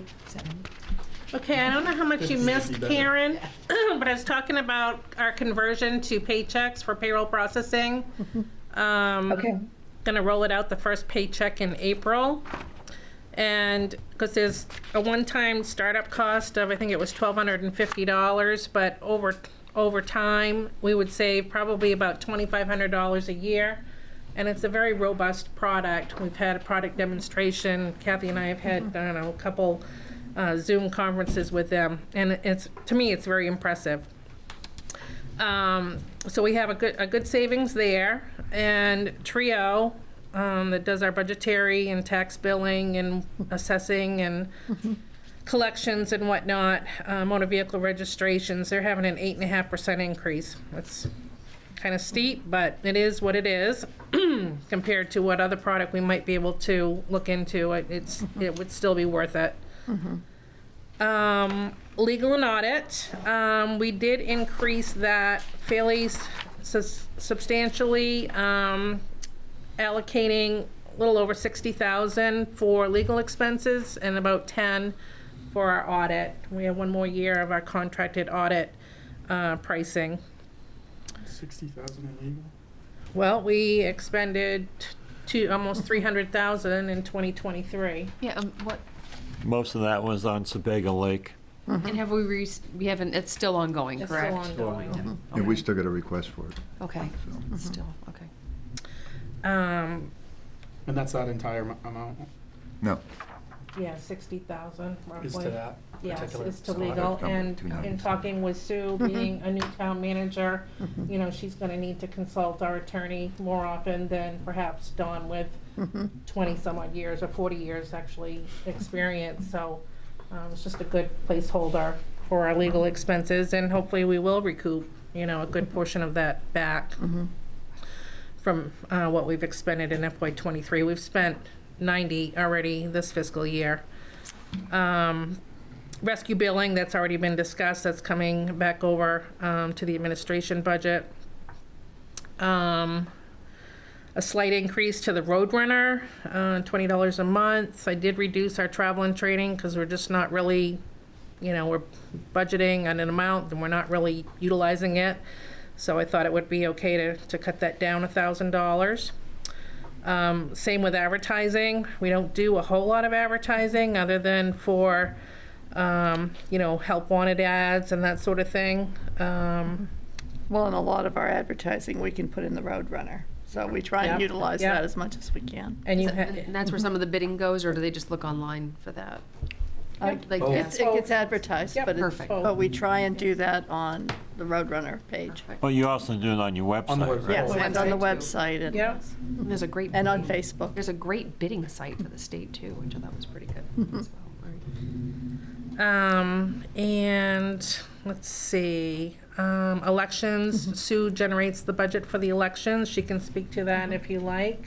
There is an attachment in your book that explains how she arrived at her amount. Yeah, for the next year, there aren't major elections, though the presidential does fit into that.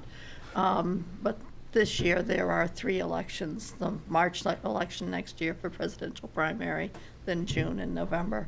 And the last 2 budget cycles this year kind of inadvertently, because I was incapacitated when we were putting together the budget last year, and had forgotten that I had included $3,000 to replace some of the voting booths that were broken.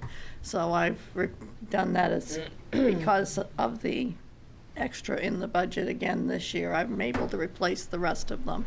So that amount I've cut. That's why it's significantly less this year than it has been.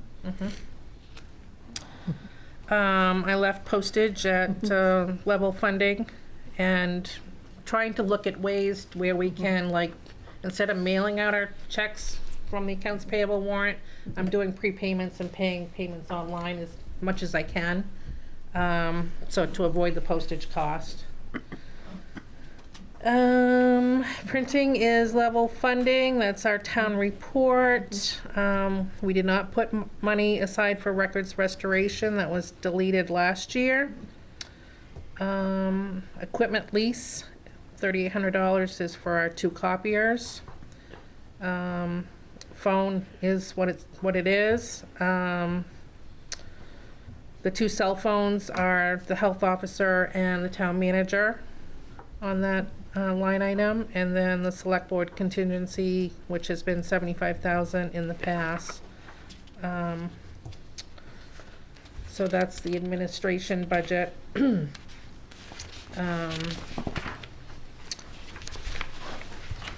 Explanation. Are there any questions? What's the current state of the undesignated fund balance? Oh, I knew you were gonna ask that. So you got an answer Kathy for me? did. So the audit is in, and it's in your cubbies, Okay. okay? So the unassigned fund balance as of June 30th, 2023 is 2.4 million. So, but do we have an update as of? Where we are presently? Yep. No. So to be at the 15% level is 2.1, somewhere around there? Yep, yep. So we got 300,000 right now? So you used 100,000 for this past tax commitment. Right. And depending on how, you know, we've had some unbudgeted, figures go in, amounts go into, primarily a couple of wage lines that were not budgeted for, and then because our legal expenditures, so I really don't know how we're gonna end up come year end, but. So can you, tomorrow night, have a number for us on where we ended calendar year 23? Yeah, I can do that. It'll be a ballpark, but, Yep. yep. 'Cause remember last year, we limited how much we could put back in for tax reduction due to all the legal fees. Right. Because we were taking 200,000 from the undesignated fund balance Right. to offset tax commitment. So that's the administration budget. The next one is compensation and training. Compensation and training, it's up $10,000. We've got union contractual increases, 1.5% COLA, up to 1.5% merit. And then budgeting for an up to 4% merit for other staff. And we did away with the travel and training line because all the departments have their own travel training line.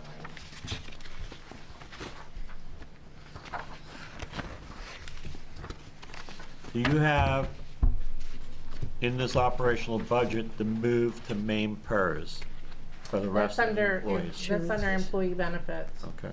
Okay. For tomorrow. All right. So we all set with that one, compensation and training? And then we have the GA budget, level funding again. So as of the December 31st, we had expended $5,500. But as of January 31st, we've expended $10,500, so another $5,000 in just 1 month. But we're keeping it level funded. We still have the Raymond Community Assistance Fund, which was very healthy. And we did get How much is in there? I don't know, I can check that. It's for you, about Joe, and give you an It's about update. 55,000. Didn't use it a whole lot of late. We've had a couple of very substantial contributions, like $5,000 Good. each. But I can get you that as well for tomorrow. And then we get reimbursed 70% of what is expended in GA, reimbursed from the state. Are we good, Karen? I know I'm kind of like moving along fast here. Yes, I Okay. know. Okay. The hour is getting late. Yeah. It is. On the East Coast it is, maybe not on the West Coast. Stop for supper. So then we'll move on to insurances. Okay. The president of our insurance company had suggested that we budget, for a 10 to 12% market increase. So that's basically what I've done there. Don't be surprised if it's more. Don't be surprised. Yeah. Which one is that? And why is that? Health insurance? No, liability vehicle. Liability vehicle. vehicle, that's your buildings and contents. We have a blanket policy, that's your employment practices liability, our general liability, our umbrella. Cybersecurity is in there, and we have a pretty robust cybersecurity policy. Our bonds are in there for me, Kathy, there's a bond on Nathan. Sue as tax collector, Sukar as tax collector. Those are pretty expensive. We handle a lot of money, so we've got to be bonded. But that's what he is projecting to be, basically an increase for the commercial package. Boat premium might go up a little bit. Cybersecurity is apt to go up. And the bonds will probably be pretty much the same as what they have been, unless we should decrease the amount of the bond. And good news is, on workers' comp, our experience mod is down to 0.87. How did that happen? We didn't have any claims. Wow. Oh, gosh. That's not Our claims are coming up. First time in a long time. Yeah. I don't remember what it was when I first started, but it was up there. We were at 1.18%. So that's based on, the various, what they call classifications, and the mod based on claim history and the assigned rate per $100 of payroll. So there's kind of a calculation that goes along with that, like your higher risk classification for fire and EMS, public works versus somebody that's clerical. But that's all factored in there. So that's the insurances. Are we okay to move on to employee benefits? Yes, thank you. Just have that and debt service tonight. Do what? Just that and debt service. Okay. For tonight. We're on a roll, we could just go all the way through. Sure. You're younger than some of us. So not a big difference in dental insurance. Health insurance, we're seeing quite a bit. You know, we did see a 14% increase in our premium. We did change plans to try to keep it somewhat, you know, basically the same type of coverage. Who's you carrying now? Oh, you know who it is. HP? Yeah.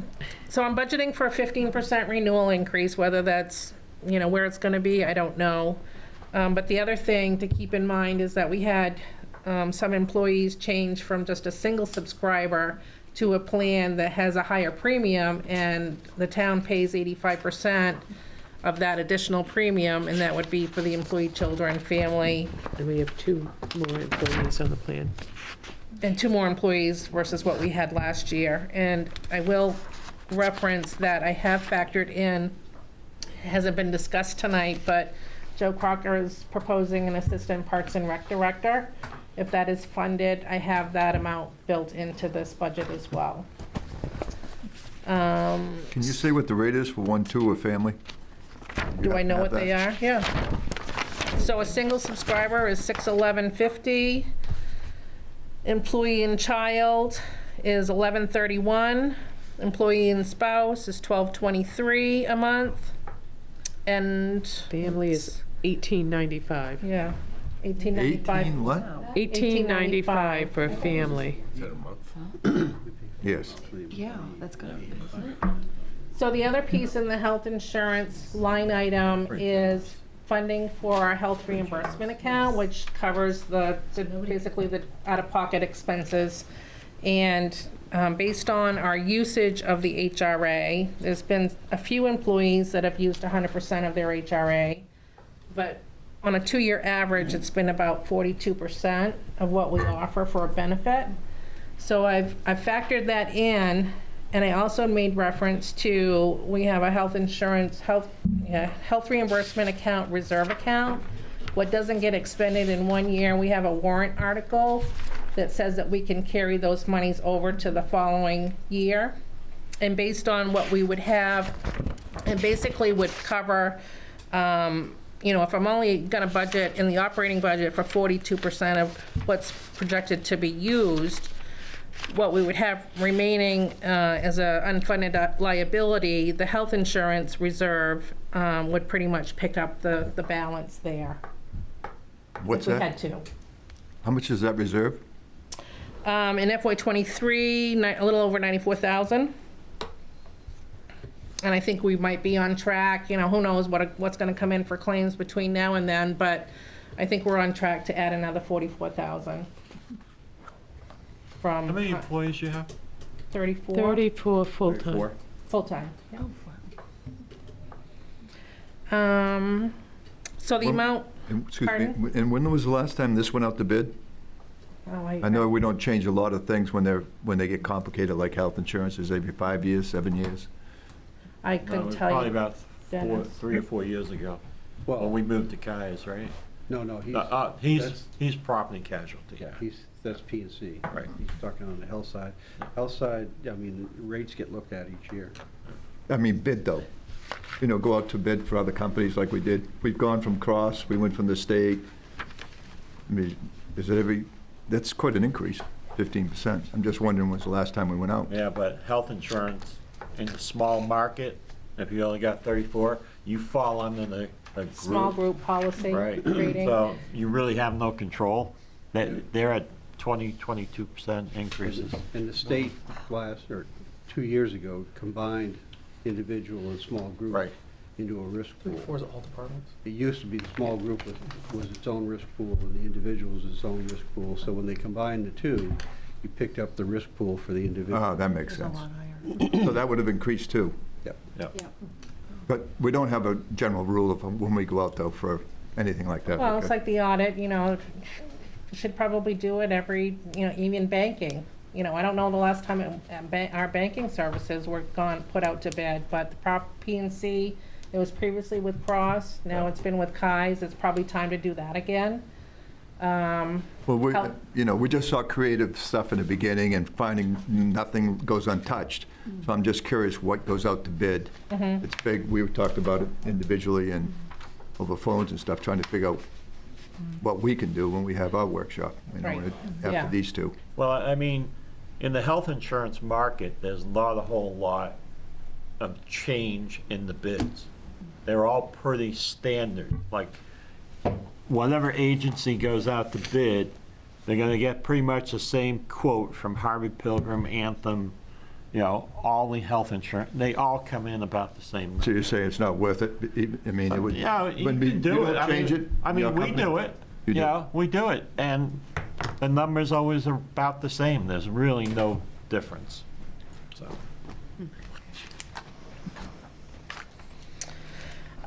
So that's the health insurance piece of it. And then retirement is built in here.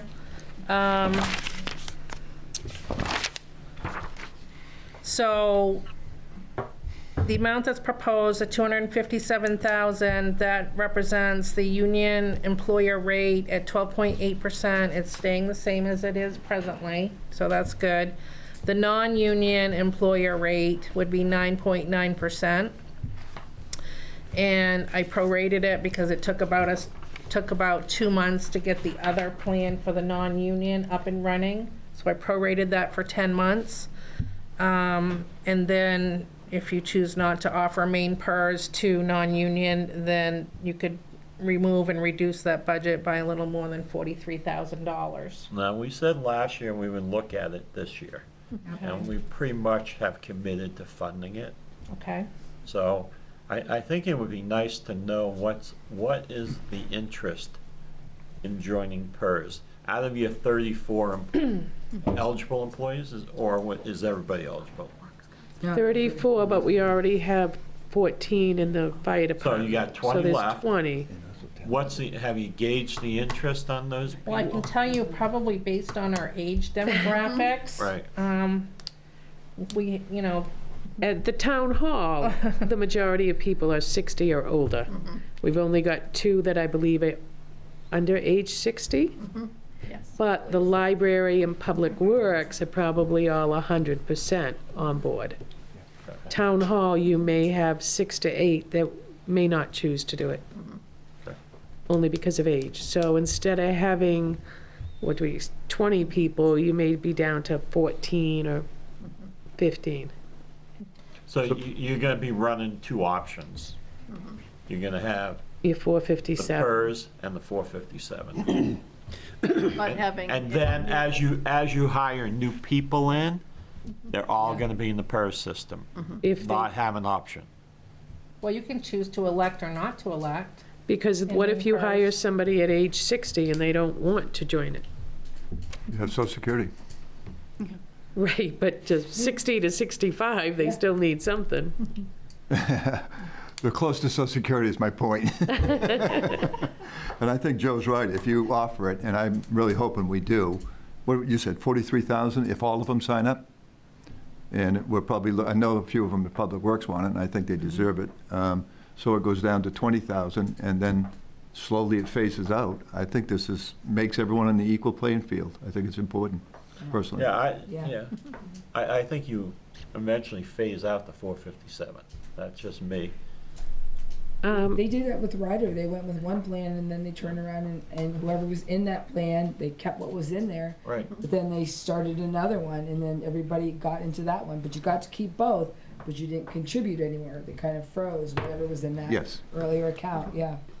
I know recently in the HR world, there was a big questionnaire that went out, and a lot of the towns, they're doing Maine PERS and Maine SMART program for those employees that don't want to join Maine PERS, and it's a I believe it's a 457, but it's all through the state. And that's the one for the small employers, if I remember, that do not offer a retirement plan. Right. Now, what we don't do that the law is changing is we have to offer the retirement plan to everybody, whether they're full-time or part-time. But you don't have to pay for, No the town employer doesn't have to give an employer match for part-time people. Right. So we may have some part-timers that would like to put into the current 457. I don't think many of them would do main PERS because that's like 20% of your paycheck. But we may have some part-timers that want to contribute to the 457. We don't automatically enroll people? No. No, it's It's voluntary. It's got to go to your 6 months before you get the employer match anyway. So they're given the information when they get hired. It's up to them whether they want to put the Why do match you in. wait 6 months to match? Probationary period. That's Nobody does that. That's our personnel policy. I know, current. but you My need to company look at does. the modern world. People You don't match understand from the day fit. one. Yeah. Yeah, there's a lot. I mean, I look in where I am, and from the retailer perspective, I know many retailers don't do any of it. Right. Our retailer does after 1,000 hours. Because they want to make sure, because day one, you're here for 2 weeks, and then, that does a lot of complications. Especially in today's market. Oh, seriously? skip. Where they'll jump from job to job to say, hey, I'm gonna go to the next place because they're offering more or whatever. But, and it may not be a good fit. Maybe 3 months or whatever, but yeah, we've always done this here, the 6 months. I could tell you, we match on day one, and it's mandatory. It's 1% the first year, and we increase it by 1% every year that you contribute. Now, if you could opt out, but you have to sign and say, I don't want this. Okay, yeah, there is an opt-out option. They have to sign. But if you're talking about retention being such a huge problem, wouldn't you want to, offer them something from day one? Instead of saying you got 6 months and then we might kick you out and you lose everything? Well, it's something we can look at. Yeah. I mean, it doesn't cost the town a whole lot of money. No, it's fine. But for clarification, did you say that main PERS was in this budget? It is, It is. So it's in this figure? yes. I like that a lot. I didn't see any notes of that. No, wait a minute, you don't have the main purse for everybody else. Yes, in she this, does. though. Yes, I do. Yeah, this is Yes. 100%, but it's 100% in. Yeah, For this being is first. everybody being the main person. Is there a notation of that? This is probably the third time he has said to me, read the notes, read the notes. Well, some of the Some stuff, notes in here. Shut up. we got pages of stuff that came in almost daily. So some of the stuff I'm a little busy trying to catch up on. No, he's telling me to read the notes, is what he's telling, yeah. I thought it was gonna be help. No. So He's that looking at me and page- he's going, read the notes. page And I'm like, that the- okay. one's right there. Yeah, it's the second one back, and it has a. No, Dennis, it's not you, it's me. Wow, there's a lot here, so. Yeah, no, You can read there's the a notes lot too, here. but. Yeah, he's telling you to read this, yes. I mean, No, I think you ought to seriously look at some of your employment policies, and if you're really worried about retention, take a hard look at what you can do that has minimal cost and helps people want to stay here. Well, I do know that we were also arguing about, not arguing, we were discussing the 25-cent per hour increase being a problem.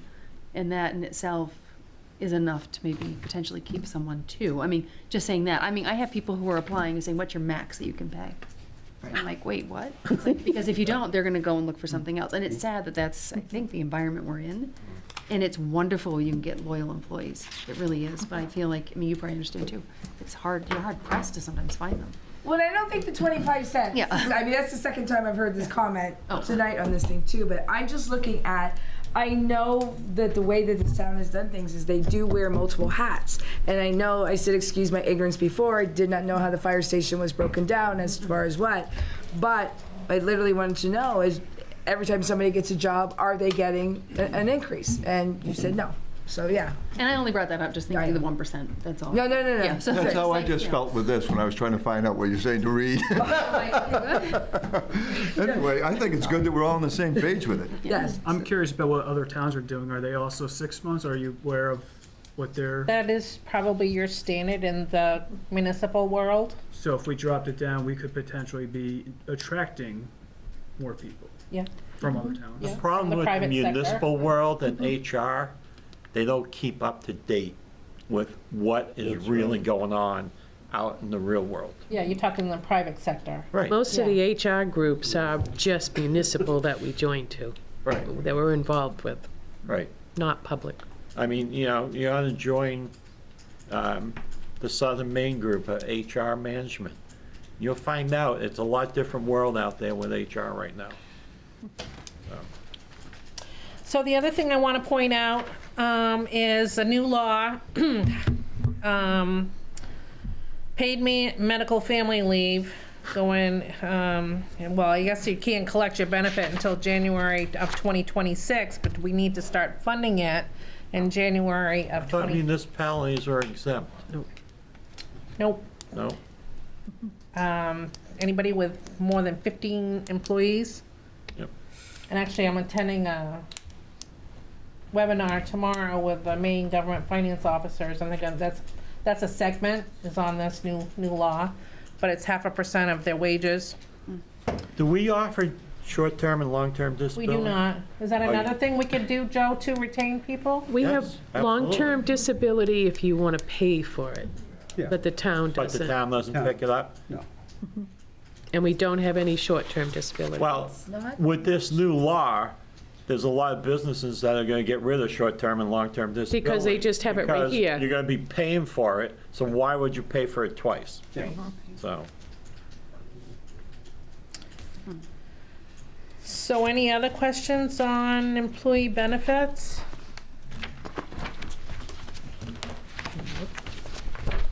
One more job. So we can move on to debt service. And I think that's it for tonight. Yeah. No big change there, other than, we have the new debt on the 1.150 million bond, 276,000. we haven't retired that 2013 bond yet? No, this will be our last budget year for that. November this year. So we're retiring two bonds, 285,000. Correct. Yeah. Do we have anything in here yet regarding the school payments? Are we paying on that at all yet? I thought they were asking for interest. No. I thought they were making payments on, okay. No, that'll be built, that'll be in their budget. I haven't seen their budget at all, so yeah. Yeah, I looked on the website today. I didn't And see in point of anything. fact, the bonds, the initial bonds that they're taking out on the groundwork, there won't be anything on that until 25. Right. But what about the land purchase? I could have swore that Chris House said That was like something. 1.2 million. Yeah, I thought Chris House said something about, that they had to make interest payments. They are, but they're making it, well, Cerise, what's the other bond that's being retired next year? Is it the no 2015? hits Yes, Yeah. yep. until 25. Okay. So another year. And those both were 10-year bonds. Thank you. And what are the, can you, unless it's something difficult, could you just tell us when the other ones all come due? Obviously, they're going to be all a little different. The one that we just took out last fall. Yes, It matures in 2029. 2029. And how much was it again? 220? Well, this fiscal year, it's 276,000, and the way that is structured, it's not equalized payments, so it goes down each fiscal year. It will drop to 235,000 that last year, So that was a 5-year. 5-year, yeah.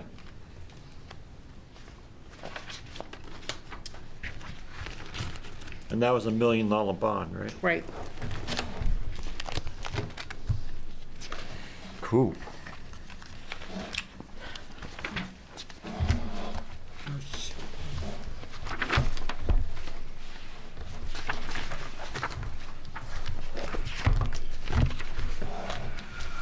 We all done? Hope so. Last night. It's way past my bedtime. I don't even know when's the last time we had a meeting. this long. Okay, both 13s. Yep, 13 and 15. Oh, 15 as well, both of them? Lake Region budget. That's why it's at 0. Karen, I think we're done. Yeah. I make a motion, we adjourn. She's on mute. She's muted. Okay, Public comment. do we have a motion to adjourn? Yeah. Hold on, please. Oh, is there a question? Question. Well, Saturday, the 9th, or whatever that is. We're going to be scheduling another work session when you all get back. So to get some of the stuff answered that we haven't yet on the questions we had. Lawyer fees, the different things. So I think it was, Because we need a 2-week notice for, no, then we're going to want to, well, we're thinking we're gonna need a second session with our committee to Anyone. discuss the budget. And we wanna make arrangements 2 weeks ahead of time. And when did you want to do that? Because there isn't a lot of wiggle room in the budget schedule, that's why I'm asking. we didn't set it. So we're trying to do what we can do with the budget that was set. We'll have a date tomorrow night Yeah. for when Okay. what we're looking at. Yeah, fair enough. Okay. Yeah, that's probably the way to do it. Other than that, I make a motion to adjourn. I'll second that. I object. Thank you, everyone. Thank you. Eric, stay. Congratulations. See you tomorrow night.